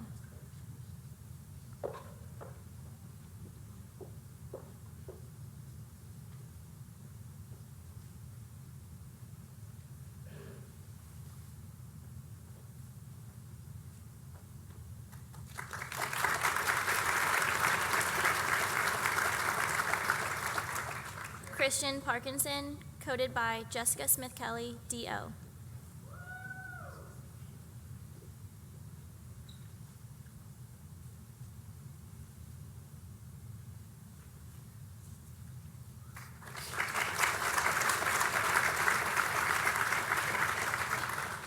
Jacob Paul, coded by Jessica Smith-Kelly, DO.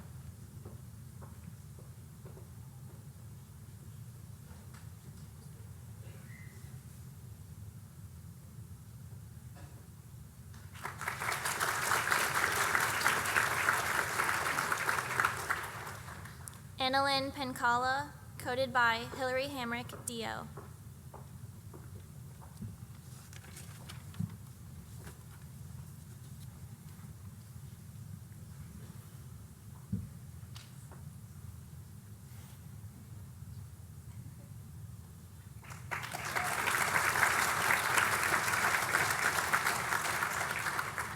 Trent Perkins, coded by Hillary Hamrick, DO.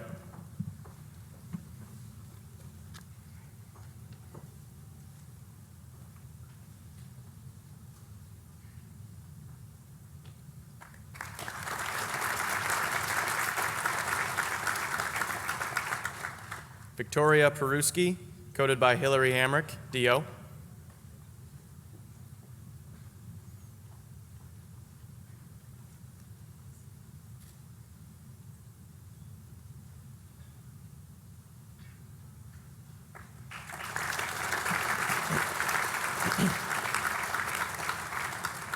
Haley Peterson, coded by Hillary Hamrick, DO.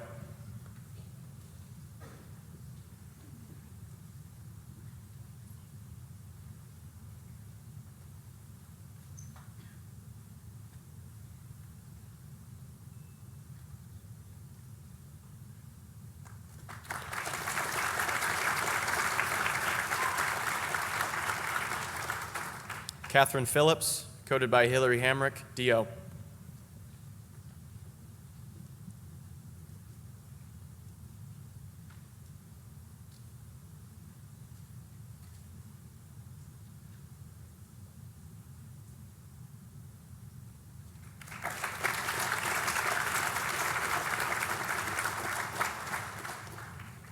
John Michael Pirtle, coded by Hillary Hamrick, DO.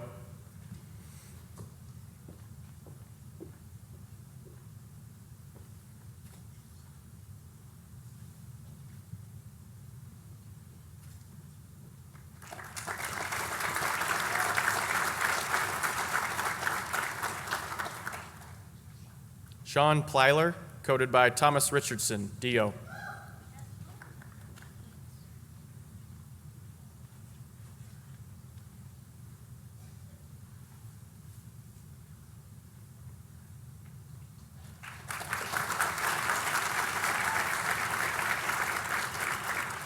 Justin Poth, coded by Thomas Richardson, DO.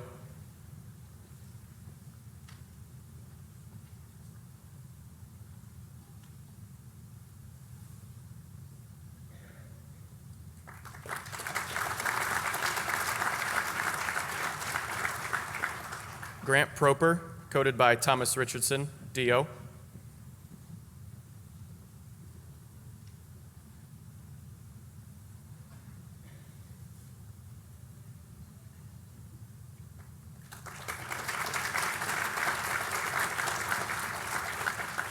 Alexander Perut, coded by his father, Jamil Perut, MD.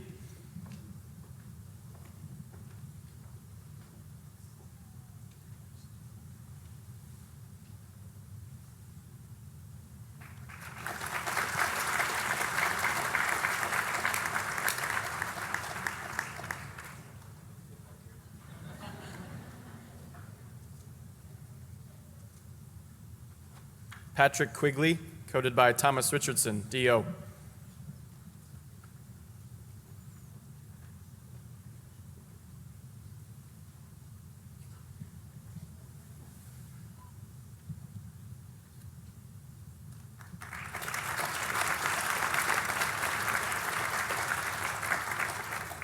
Ibrahim Rababa, coded by Thomas Richardson, DO.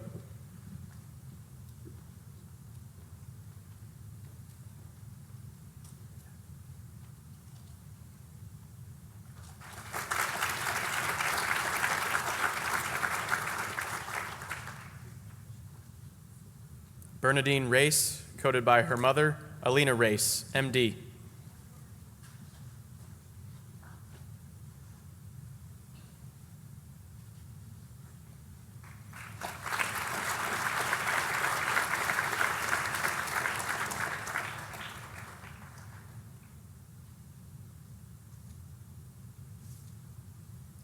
Lauren Rakes, coded by Lauren Miller, DO.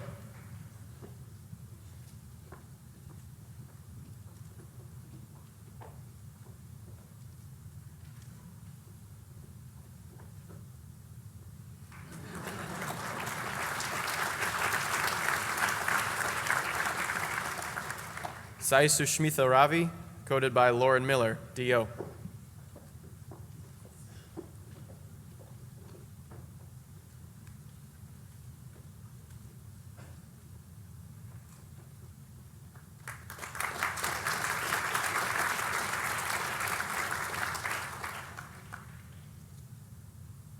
Lindsay Ray, coded by Lauren Miller, DO.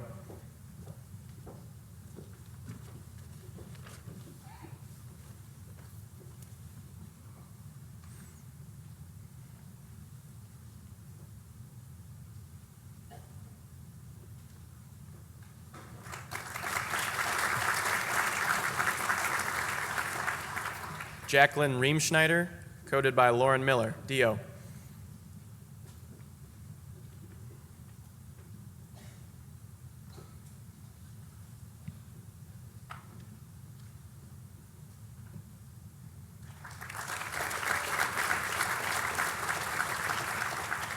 Sneha Reddy, coded by Lauren Miller, DO.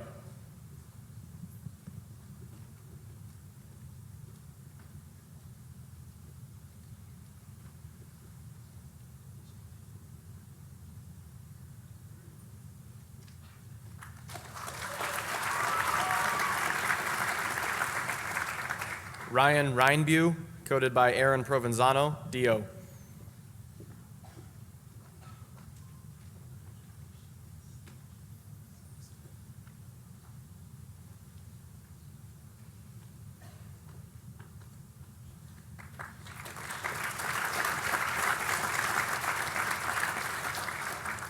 Annie Rice, coded by Lauren Miller, DO.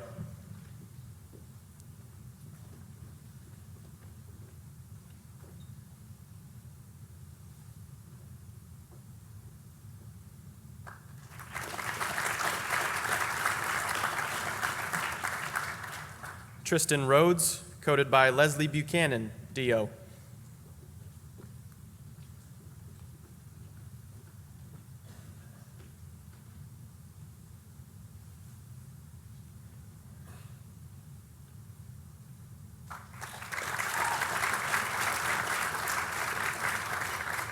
Anna Ritz, coded by Leslie Buchanan, DO.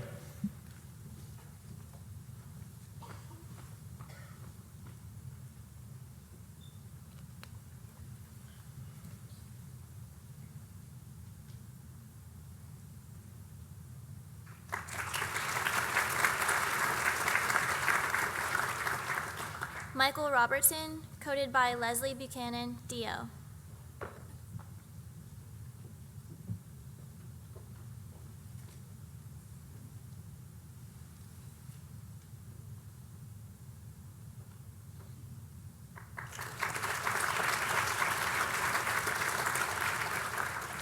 Troy Romero, coded by Leslie Buchanan, DO.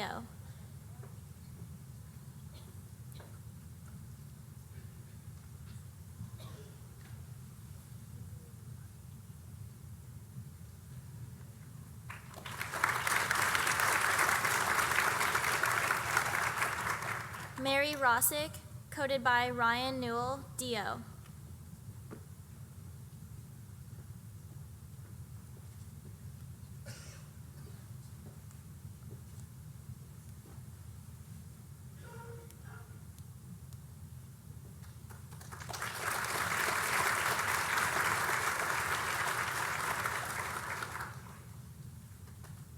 Michelle Russell, coded by Dale King, MD.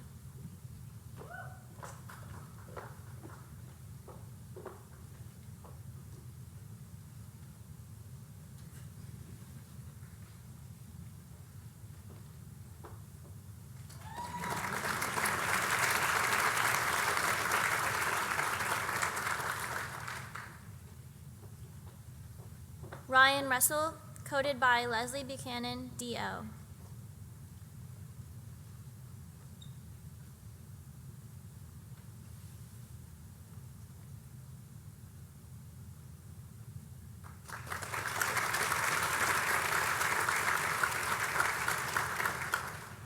Siddharth Sahani, coded by Leslie Buchanan, DO.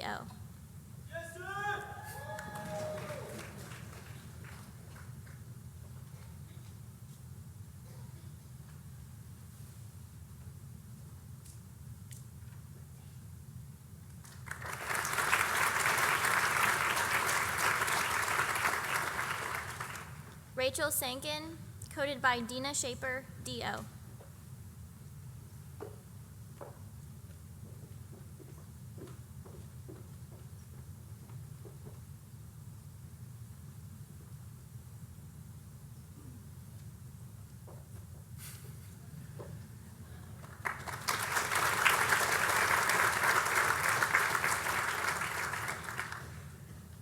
Kelsey Scher, coded by Dina Shaper, DO.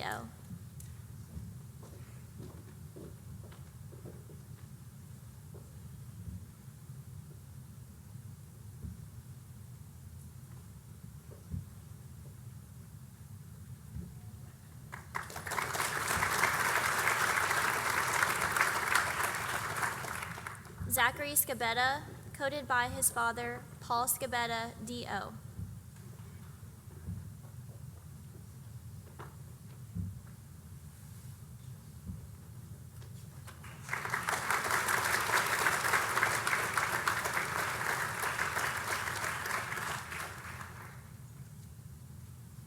Laura Sater, coded by Dina Shaper, DO.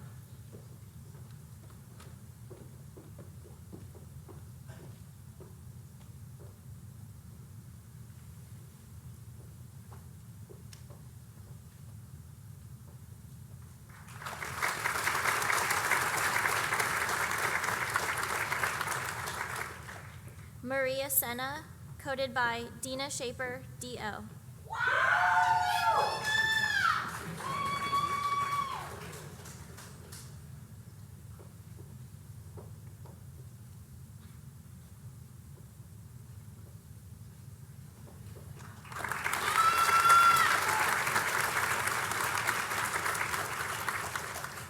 Kayla Setzer, coded by Hao Heem, MD.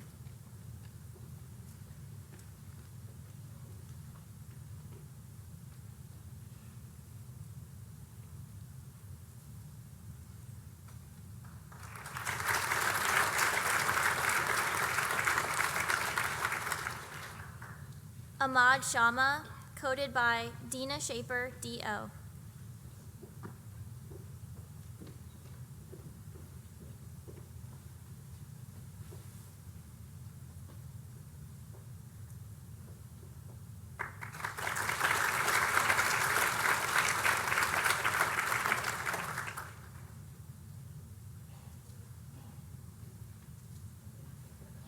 Elizabeth Shepard, coded by her grandfather, Thomas Dotson, MD.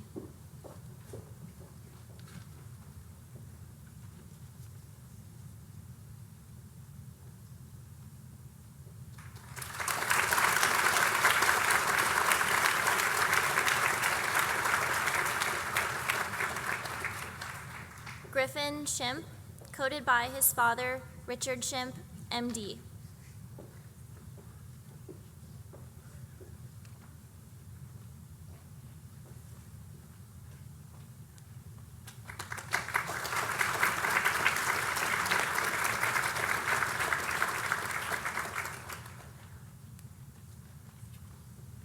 Matthew Shirk, coded by Dina Shaper, DO.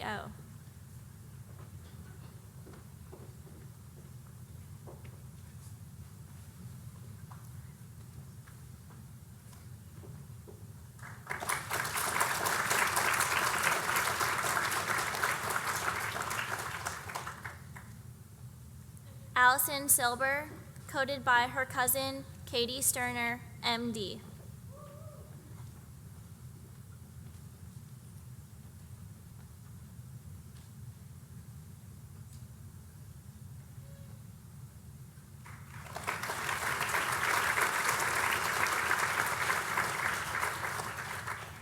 Troy Silva, coded by Vicky Schumann, D.O.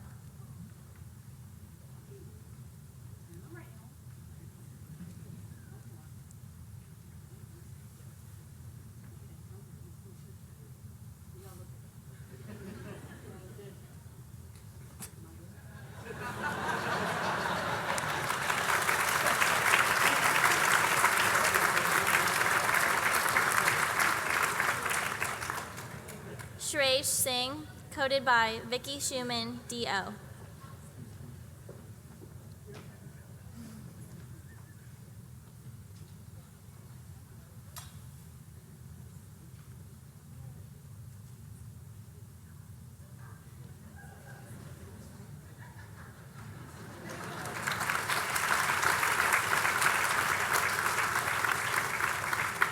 Matthew Skrenta, coded by his father, Alan Skrenta, M.D.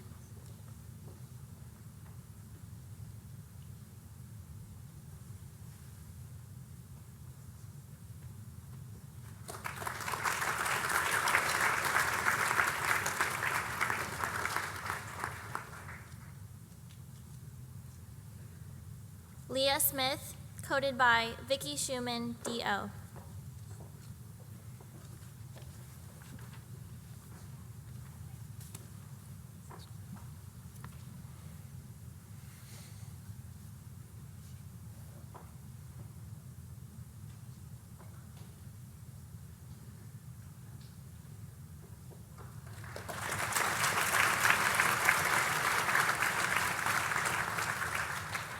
Logan Smith, coded by Vicky Schumann, D.O.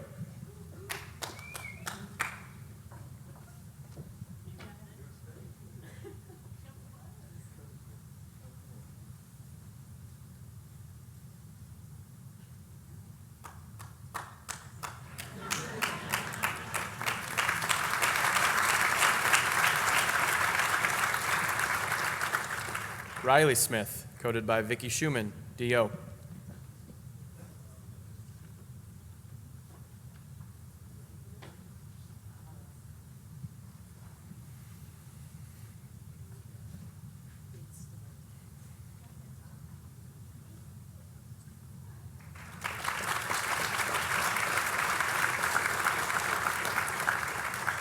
Jessica Sodeman, coded by Vicky Schumann, D.O.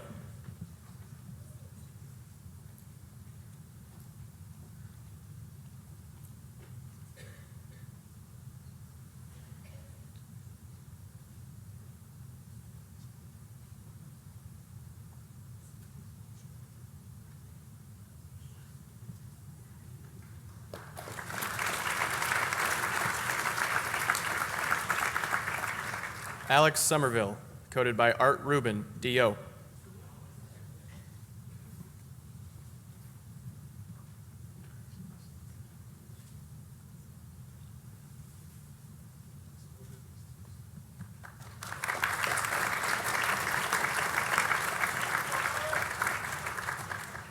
Andrew Soxman, coded by his cousin, Joseph Molitirno, M.D.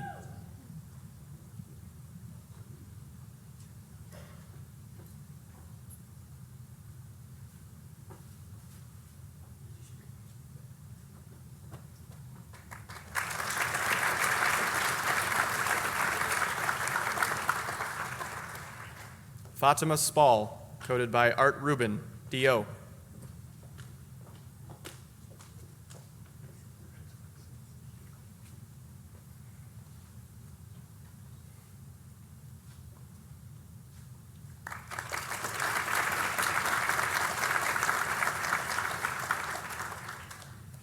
Sarah Speakman, coded by Art Rubin, D.O.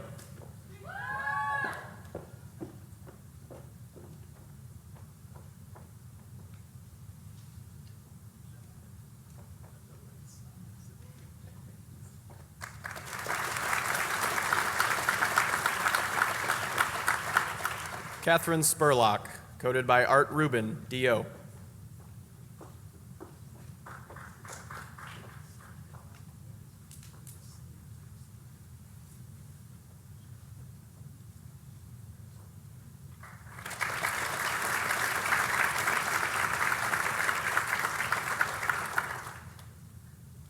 Mitchell Stanley, coded by Art Rubin, DO.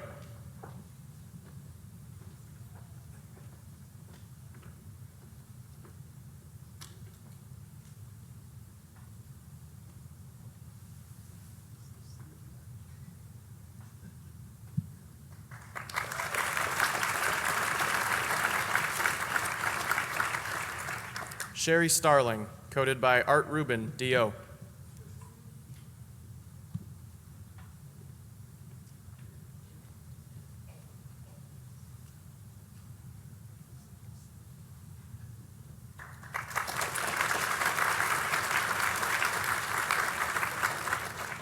Robert Stawicki, coded by Charles McClung, DO.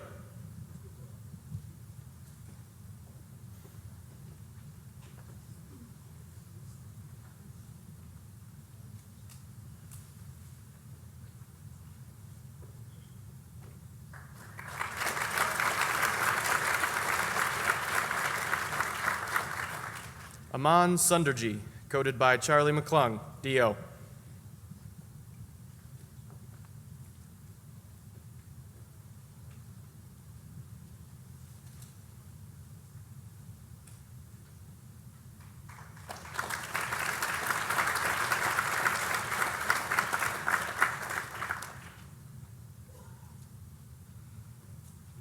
Stephen Sutphin, coded by Jay Shepard, MD.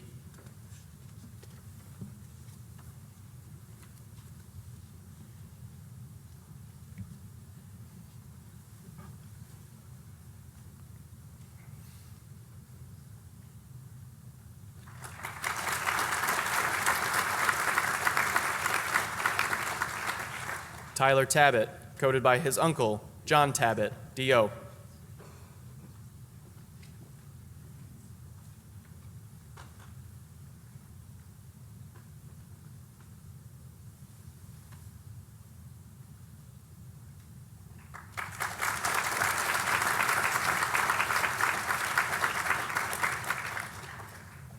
Miriam Tarar, coded by Charlie McClung, DO.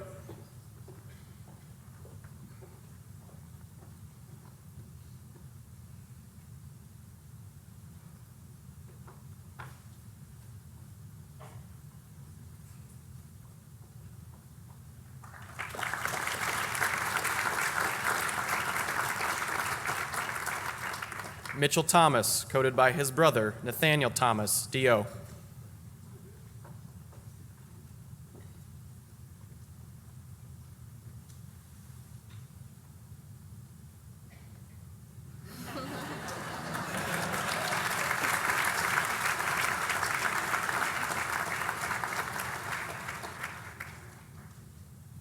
Raekwon Timmons, coded by Lucas Hamrick, DO.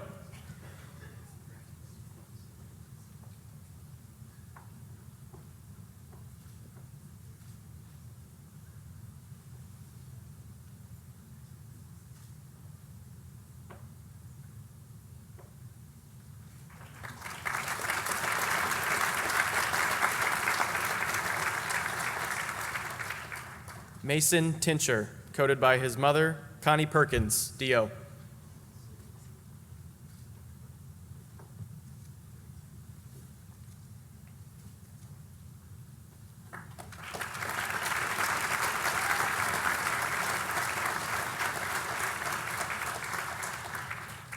Nancy Tran, coded by Charlie McClung, DO.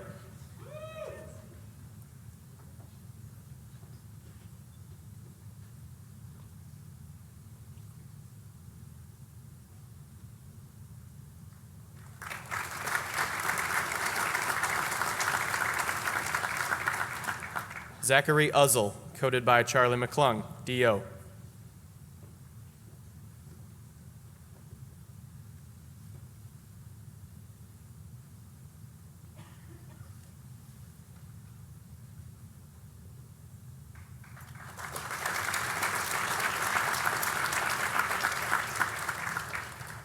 Naharika Vetheray, coded by Charlie McClung, DO.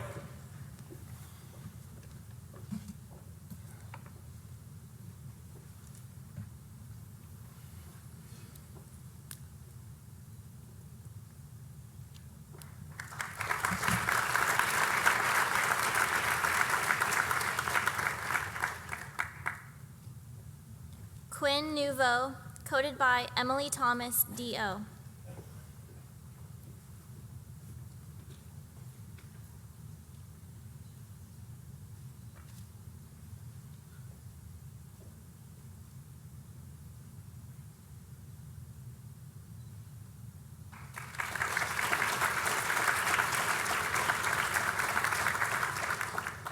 Trang Vu, coded by Emily Thomas, D.O.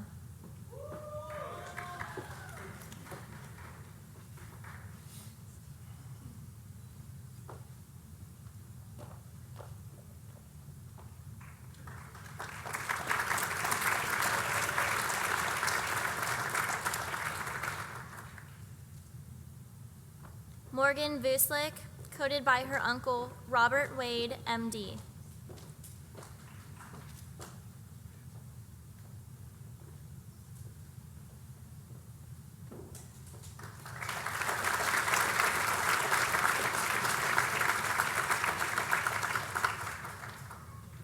Gabrielle Wagner, coded by Timothy Pasak, D.O.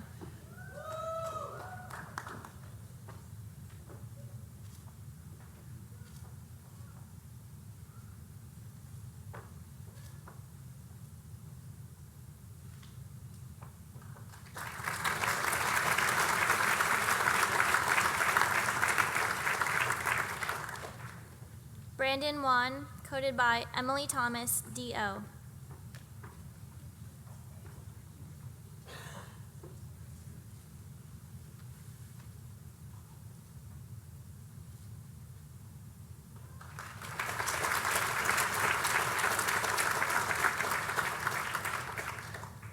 Teham Varaich, coded by Emily Thomas, D.O.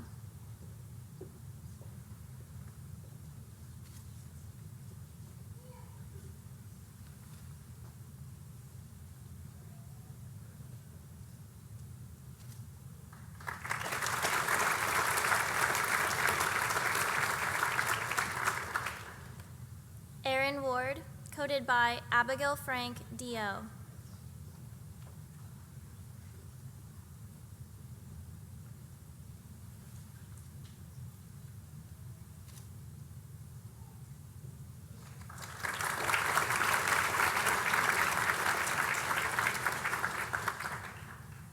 Joseph Weaver, coded by Abigail Frank, D.O.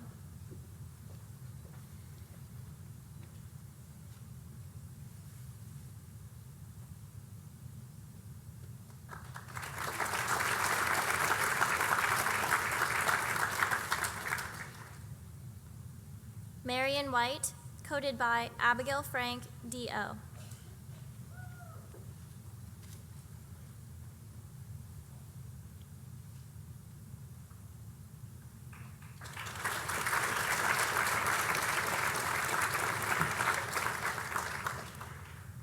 David Williams, coded by his father-in-law, Raymond Jeriza, M.D.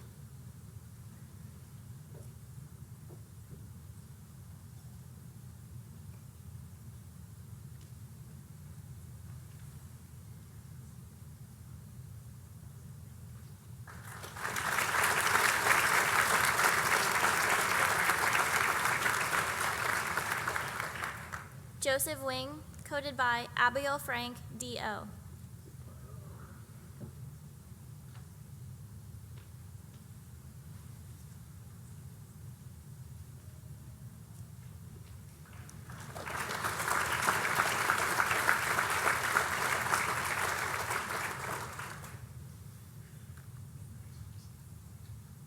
Samantha Winokur, coded by Abigail Frank, D.O.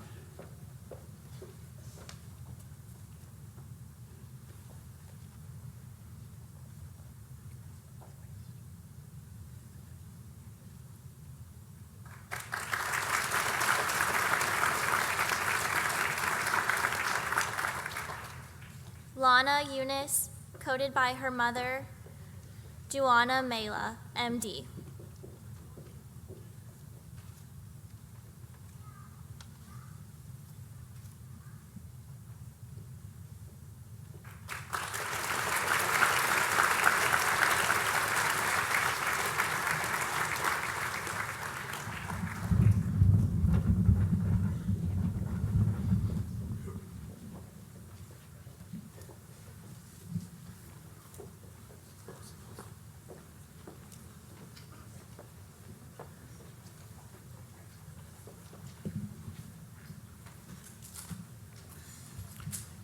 Well, don't you look nice in your white coats? Well, it's a pleasure to be part of your ceremony, which marks the beginning of your medical education as you prepare to enter into the osteopathic profession. These next 4 years will go quickly, and before you know it, you'll be gathered here again in May of 2023 to receive your degree and begin your careers as osteopathic physicians. On behalf of the West Virginia School of Osteopathic Medicine, I'd like to officially thank the West Virginia School of Osteopathic Medicine Alumni Association for providing the white coats to the class of 2023, and the WVSOM Foundation for providing the embroidery of your name on them. Please join me in giving them a round of applause.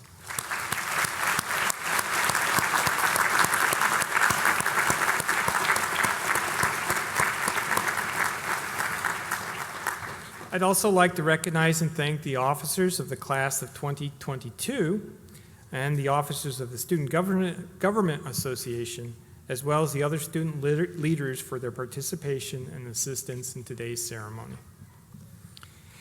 Members of the class of 2023, please rise for the osteopathic oath of commitment. Please repeat after me. As I begin my studies at the West Virginia School of Osteopathic Medicine,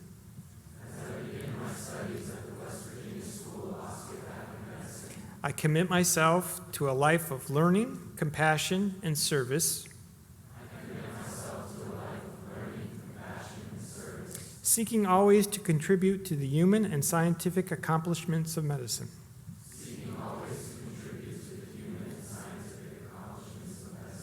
I will accept the responsibilities and privileges accorded to a student physician with humility.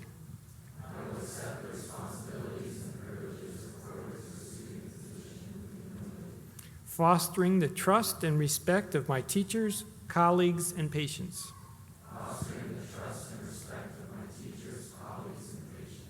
I will address ethical and moral issues openly and honestly, no matter how difficult they may be.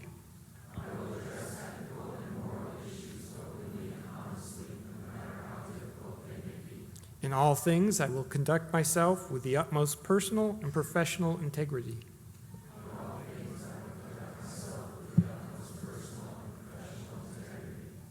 Knowing that I will be looked upon for leadership in the community.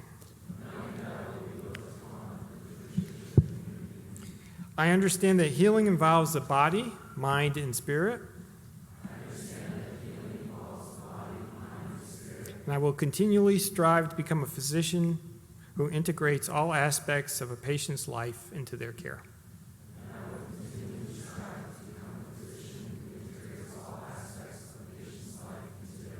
I commit to a life of growth, to always expand my knowledge, and to strengthen my understanding of human health and behavior. Ladies and gentlemen, I present to you the class of 2023.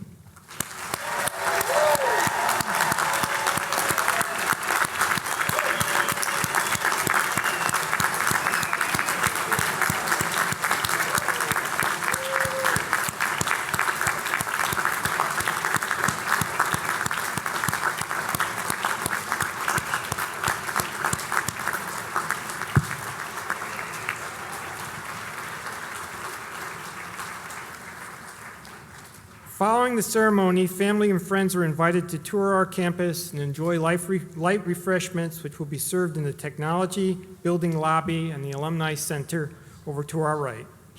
Please remain in your seats until the stage party, faculty, and students have processed out. Maestro, strike up the band.